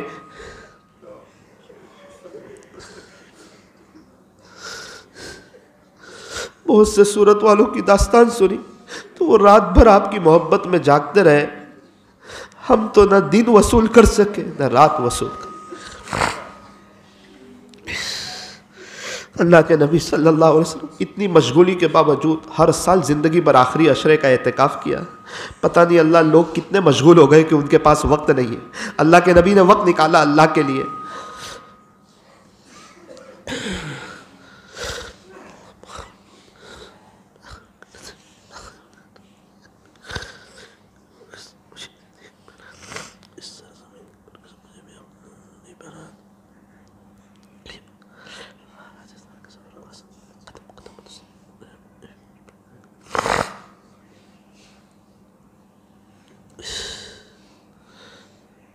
اللہ آج کی مجلس کو اپنی بارگاہ میں قبول فرما، ہمارے لیے آخرت میں نجات کا ذریعہ فرما۔ ایک محبت کی نظر ڈال دے اللہ، ہم سب کو بھی اپنا ولی بنا لے، اپنی رحمت کی رسی ڈال کر ہمیں اپنی طرف کھینچ لے۔ اللہ جتنے حضرات بیٹھے ہوئے ہیں، جتنے آن لائن سن رہے ہیں، ہم سب کو بہت جلدی مکہ مکرمہ اور مدینہ منورہ کی مقبول حاضری نصیب فرما۔ مرنے سے پہلے پہلے سچی توبہ کی توفیق عطا فرما۔ حافظ صاحب کا جن کا انتقال ہوا رحمت اللہ علیہ، ان کی قبر کو نور سے منور فرما۔ اے اللہ ہم تمام کو بھی اپنی اپنی مسجد میں یا کسی اللہ والے کے ساتھ خانقاہ میں آخری عشرے کا اعتکاف کرنے کی توفیق عطا فرما۔ صلی اللہ تعالی علی خیر خلقہ محمد وآلہ واصحابہ اجمعین برحمتک یا ارحم الراحمین۔ جو حضرات ابھی